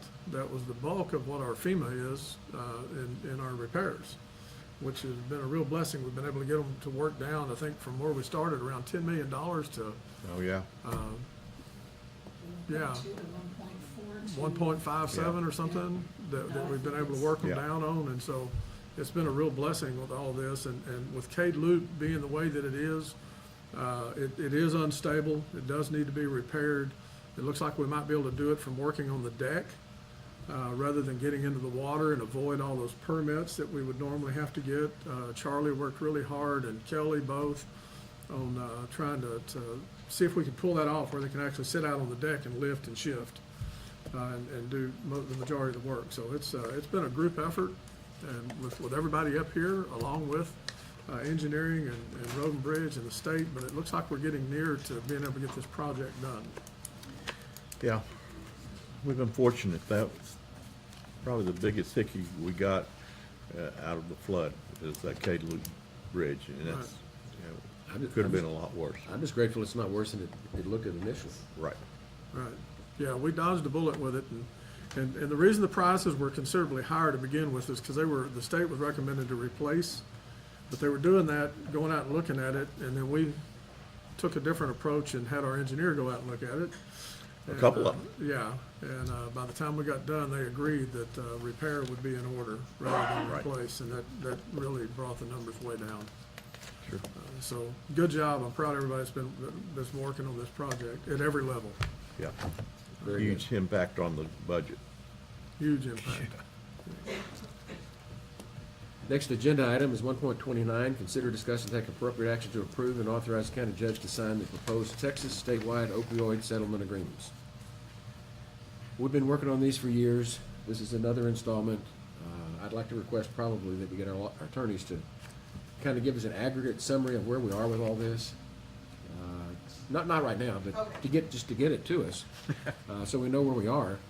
This is something we went into with great trepidation. We don't like litigation, but we participated in this, and it's turned out to be cost effective. But we thought it was going to happen overnight, and it didn't. It's been a very long, arduous process. So, since this is something I'm gonna have to sign, I'm gonna let somebody else make the motion that we approve this. I move for approval. Second. I had a motion, a second, to approve this Texas statewide opioid settlement agreement as presented. Any discussion? Those in favor, raise your hands. Unanimous.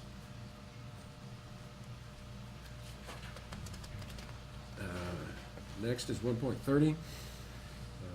Consider, discuss, and take appropriate action to ratify and confirm a grant agreement for the Rural Law Enforcement Salary Assistance Program for Senate Bill 22. And this is another one of these Senate Bill 22s that provided for mandatory raises for various judges. No, sir, this is for the sheriff's office. The Senate Bill 22 fund Okay. is what happened a couple of years ago, and the sheriff's application for it has to be approved by the Commissioner's Court, Okay. but that is $500,000, so we'll look at that. So is there a motion? I move for approval. I'll second. Got a motion and a second to approve the, this is to ratify and confirm the grant agreement for the Rural Law Enforcement Salary Assistance Program, Senate Bill 22. Those in favor, raise your hand. Approved, 5-0. Oh. Next one is item 1.31, consider, discuss, and take appropriate action to nominate up to 5 persons for the Kirk Central Appraisal District Board of Directors for 2026-27. Yeah, and Judge, I have 3 that I want to recommend, and one is Jack Birch, who's currently the president, and we got him in the last time around. He's doing an excellent job. Also, Rick Bowles and Larry Prio, who is already He's serving. over there, isn't he? He's already on it, but I'd like to put those 3 on there for sure. Any other nominations? Don't we have time before we have to submit our list where we could, We have some time. you know, I think we have time, don't we? look around? We have time Cast a net before on we fire. actually allocate points and all that towards them. I see We Bob got a drifted while. to the podium. Well, do we so- have time before we have to make our final nominees? I believe it's, I think you gotta make the nominees, but not necessarily, we don't, I believe it maybe is middle of next month, Commissioner. That's what I thought. This isn't selecting them. Each No. entity that's eligible to vote, and it's not all of the entities, it's the cities, the school districts, including such as Comfort, Harper, and Medina because of their territory in the county and in the county. And each one can submit nominations, and then I guess after the nominations are come up with, you're able to vote based on your proportionate share of the tax levy, which I think Kirk County has just over 30% of the votes. 1,500 and something. 1550. 1550, thank you, Commissioner. And then each entity, they total the votes, and it comes up with the total who can do it. We're actually gaining more of a percentage of what we can allocate our votes as the school district's tax levy has gone down through the various actions of the legislature, the lower tax rates and the increased exemptions. We have a little more, as does the city of Kerrville, percentage of votes. You will ultimately, or the board is made up of 5 plus myself as a non-voting member, but statutorily I have to serve on it. It's funny, I can make a motion, I can second the motion, but I can't vote. Yeah. Yeah. And speaking to Jack Birch yesterday, he said they got a pretty cohesive group right now. It felt like. It's a pretty good group that is there. But we do, as far as I know, you may wanna hold off, and I'm getting into, Ms. Stebbins' field, but if you think you're gonna have some more, would it be prudent not to take action today? Yeah, we better just get action on it and have them all at some time, probably. And could we be provided a list of the existing members? Yeah, I'd just ask for until the next meeting time to scratch around and see if there aren't some I other, can give you the list now. some other candidates. Sure. I haven't had time to act on this. The two Commissioner Harris mentioned, which were, I believe, nominated by the county last time, Jack Birch. Jack Birch, last time, and Larry Larry served in his Prio. second term, I think. And Larry Prio's been on for 2 terms. Wesley Holycamp Was new last year. was, or 2 years ago, new at the last. Well, last one, yeah. Yes.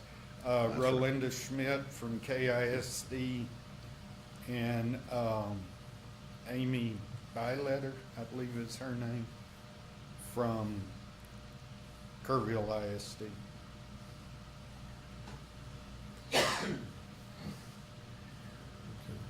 Well, I'm kind of, I agree with Commissioner Paces that we ought to wait until we do all of them at one time. But these are pretty important positions. They are. Did the email Absolutely. from the appraisal district say when the deadline to submit them was? I thought I read it that we have time till October. October 15th. Yeah. October 15th, yeah. So we do have time. So why don't we pass this, and when we come back to the next Yeah. Commissioners Court meeting, I'll have it on the agenda again. We need to be pretty thoughtful in deciding these people are going to, they're deciding our fate here. I agree. Good, thank you. I have been. I have been. Well, and I'd working like on to know how nothing. each of these people have served too. Yeah. So, And Move on. hats off to Commissioner Harris. He has definitely taken the lead on this, and he's served us well, so I would just still like the opportunity Sure. to Well, we sniff got around a time. bit. We got I'll time. say I retain confidence in the nominees from our precinct area, both Jack Birch and Wes Holycamp. Next item on the agenda is 1.32, consider, discuss, and take appropriate action to adopt the same fees as fiscal year 25-26 for services by the offices of the sheriff and constables, and the county clerk is authorized to submit same to the state comptroller not later than October 15, 2025. Ms. Alford. Yes, sir. Good morning. These are the fees that we have to submit to the comptroller every year by the 15th, and none of the fees for the sheriff's office or constables have changed. make a motion to approve. Second. Got a motion and a second to approve, continuing the same fees for sheriff and constables as before. Any discussion? Those in favor, raise your hand. Unanimous? Thank you. Item 1.33, consider, discuss, and take appropriate action to authorize overtime pay instead of compensatory time earned for hours worked for all non-exempt employees for hours worked over 40 hours directly related to responding to the July 4th flooding disaster for pay periods through September 20 of 2025. Ms. Holden. Good morning, I'm bringing this back to you again. Last court date, you approved the overtime pay through the pay period that just ended on Saturday. This would be moving forward to this next one. Just preliminary numbers for the pay period that just ended, there were 4 employees with about 85, almost 86 hours, with a cost of $4,300. I anticipate that number to go down, but there will still be a couple of people that probably will have some overtime related to flood. Do we know what their, what department this is? For the one For the that 4 ended that or are- the one that The we 4 that anticipate? that were reported this last time? There were a couple from the sheriff's department, public relations, and engineering. Okay.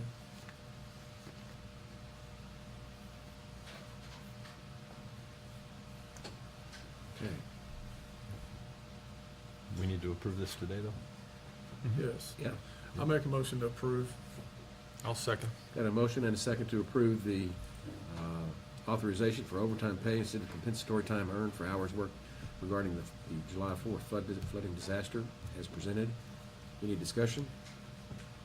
Those in favor, raise your hand. Unanimous. Item 1.34, consider, discuss, take appropriate action to approve updated job descriptions for court coordinator, court manager, and court administrator. Good morning, Ms. Judge, Potter. Commissioners. So we did, looked at three job descriptions. They're outdated. They were from like 2016. Office of the Court Administration kind of has a little guideline on what each position is, and so these just job descriptions kind of go in line with the recommendations. Did you circulate those? I'm sorry?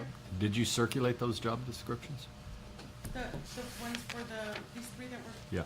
Yep, actually the departments did input on them and adjusted them as they needed to. Yes, on this one. I rely on the departments because I don't know what everybody does. I move for approval. I'll second. Got a motion and a second to approve these job descriptions for court coordinator, court manager, and court administrator. This came up in the budget process. We have some great employees that do tremendous work, and they all had the same title, but they did different things. And so we went back to actually tried to segregate out and describe exactly what each one of them does. We included that that was part of my recommended budget. Tracking. Yeah, and, a lot of it has to do, how many courts do they work with, how many counties do they work with? There's a whole lot of managing, coordinating, and administrating that goes on at that level. Right. And we just segregated them out at 3 different pay levels. So there's a motion and a second to approve that as presented. And those in favor, raise your hand. Unanimous. Thank you. And then the next one is 1.35, consider, discuss, and take appropriate action to rescind court order number 41454, adopting general provisions for FY 2025 to 2026. Ms. Zapata. So with the general provisions, we approved them the last court, and then something was brought to my attention. Back in FY 23-24, there was a recruitment and retention plan put in place for the sheriff's office where they would start at a step 8 coming in.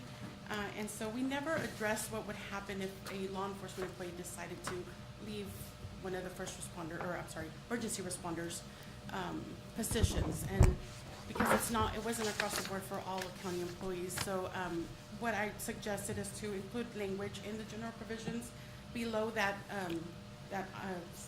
it's labeled 2. And it just states that if they leave a emergency responder position, they would relinquish those 7 steps if they decide to go to a different office. That's not part of emergency responders. I'll move to approve the rescinding of court order number 41454 and approve the revised general provisions for fiscal year 25-26 as presented. Second. Got a motion and a second to rescind the old order and approve the revised general provisions as presented. Any discussion? Those in favor, raise your hand. You get quick with that. Unanimous 5-0. Thank you. Item 1.36, consider, discuss, take appropriate action to surplus miscellaneous IT items and a table from the Ag Extension Office. Yes, sir. You have the list in front of you for IT's request. I move for approval. Second. Got a motion and a second to approve the surplusing of the miscellaneous items as presented. Any discussion? Those in favor, raise your hand. 5-0. Okay, item 1.37, consider, discuss, take appropriate action to approve official bond and oath of Kerr County Auditor Tanya Shelton. Ms. Alford. Yes. Since Ms. Shelton was reappointed, I need to have her bond and that approved by the court in order to file it in the county clerk's records. Motion to approve. Second. Got a motion and a second to approve the bond and the oath of County Auditor as presented. Any discussion? Somebody say something. I'm just gonna ask you, the bond for the auditor is quite a bit more than, for example, our bonds, isn't it? She works with a whole lot more money. A lot more risk. There you go. Just thought I'd throw that out there. Yeah. Remember, she's the one that grades our work. Okay. Yes, she does.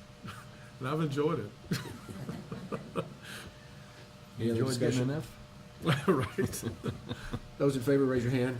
Unanimous. Thank you. Okay, moving on to the approval agenda. We'll start with budget amendments. Yes, you have in front of you 20 budget adjustments. Most of these are just end-of-year adjustments, people moving money around in order to take care of needs that they have. One budget adjustment is due to a grant, and then the other one is new revenue. It's the road and bridge one that Kelly was speaking of, and then there was a copier.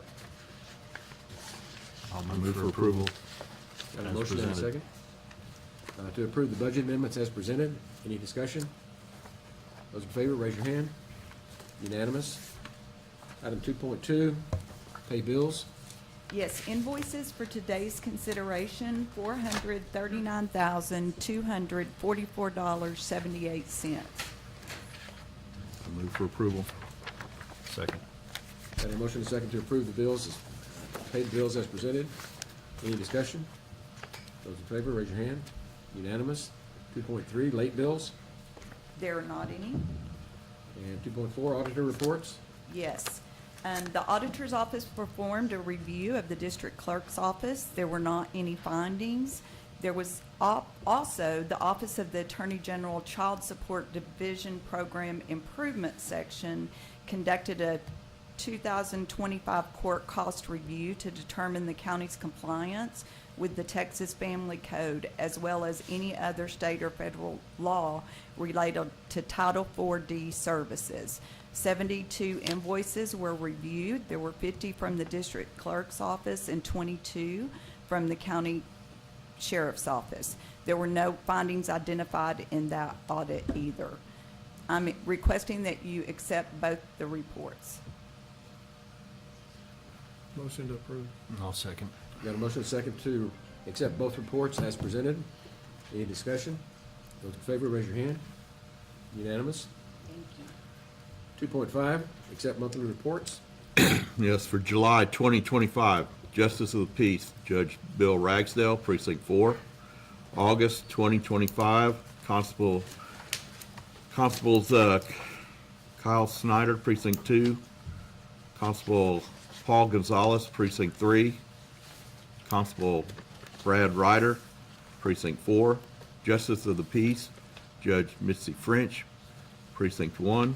Judge Kathy Mitchell, Precinct 3. Auditor's Office, County Auditor Tanya Shelton. Environmental Health, OSSF, Director Ashley Batters. Payroll Approval, County Treasurer Tracy Sullivan. I move for approval. Second.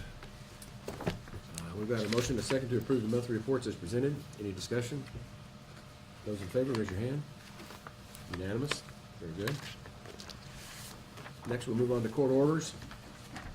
We have a stack of them here. A stack. And I've reviewed court orders number 41448 through 41495. And through 494 are all new orders, and the 41495 is an amendment to the purchasing policy. I reviewed all of those. They appear to be in good form, and I would make a motion that they be approved. Second. Got a motion and a second to approve the court orders as presented. Any discussion? Those in favor, raise your hand. Unanimous. Moving on to information agenda. 3.1, status reports from department heads. There being none, we'll move on to 3.2, status reports from elected officials. Okay, there being none, we'll move on to 3.3, status reports from liaison commissioners. Yeah, I've been really busy meeting with all of my different liaisons. Everything's working great. Everybody's moving in a forward direction. UGRA is really stepping up in our recovery process. They're going to be taking lead in a lot of the different areas, riparian and from river monitoring on out. They're doing a really good job of putting all that together and working with everybody, and so pretty happy with where we're at with all of them. Lisa Walters in here, or was. She's done a great job as our PIO, serving us well in those capacities. Same thing with engineering, and I'll have a Headwaters meeting Wednesday. So. Good. I'll just report, I attended a CARFA meeting, that's Kerr Area Regional Fire Association, with all the fire chiefs.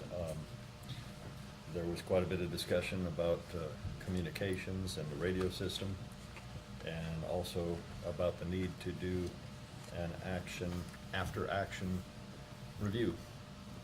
And some frustration that we haven't done it yet.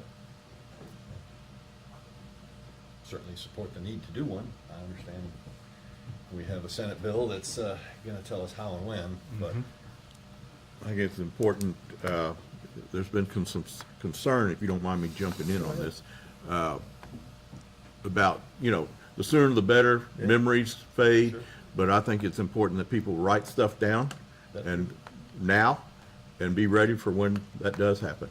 and I have encouraged them to do just that, or even to meet within themselves as a group. Sure. Exactly. I'd say there. The fire departments aren't bound by the court No, when it that's comes right. to what they want to do there. In fact, some of the ESDs are already going ahead and doing this sort of thing. But the court should listen to their attorneys. So, Yeah, understood? Anything else in two? No. Three? One kind of a recommendation, if you own an RV, I don't recommend you park it under your barn where you have a lot of other equipment. We did actually, both Commissioner Paces and I helped put out a fire where unfortunately, RVs are prone to electrical fire. And it's not just the RV they lost a whole bunch of other property that goes along with it. And it's so tempting to park that thing underneath your protected eave of a barn. I think we've probably all done it from time to time. But lesson learned for those that do have it publicly, don't do that. Keep it out in the open, because you're not going to be able to drag it off when it's under fire. And we can't save your entire barn dominium, which unfortunately happened to a resident. It's terrible to watch that happen. We lost so much because of that. And I just wanted to share that publicly for those that are listening to not do that. But I will point out, I'm told it was the trickle charger.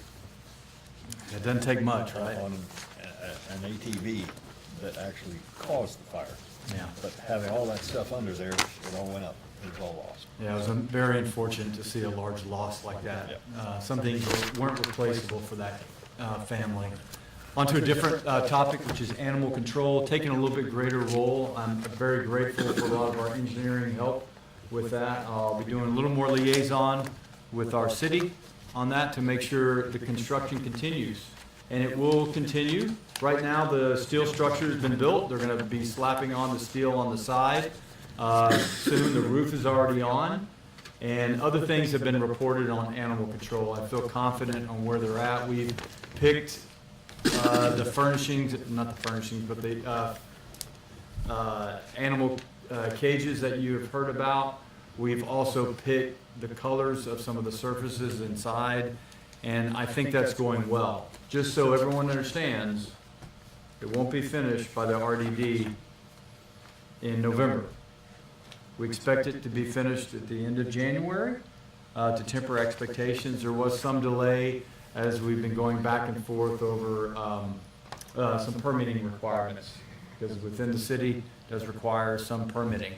And I'm very grateful for Road and Bridge, not just the fencing, taking up some of that fencing requirement, but also the road down. And that's been very important, especially throughout this rain.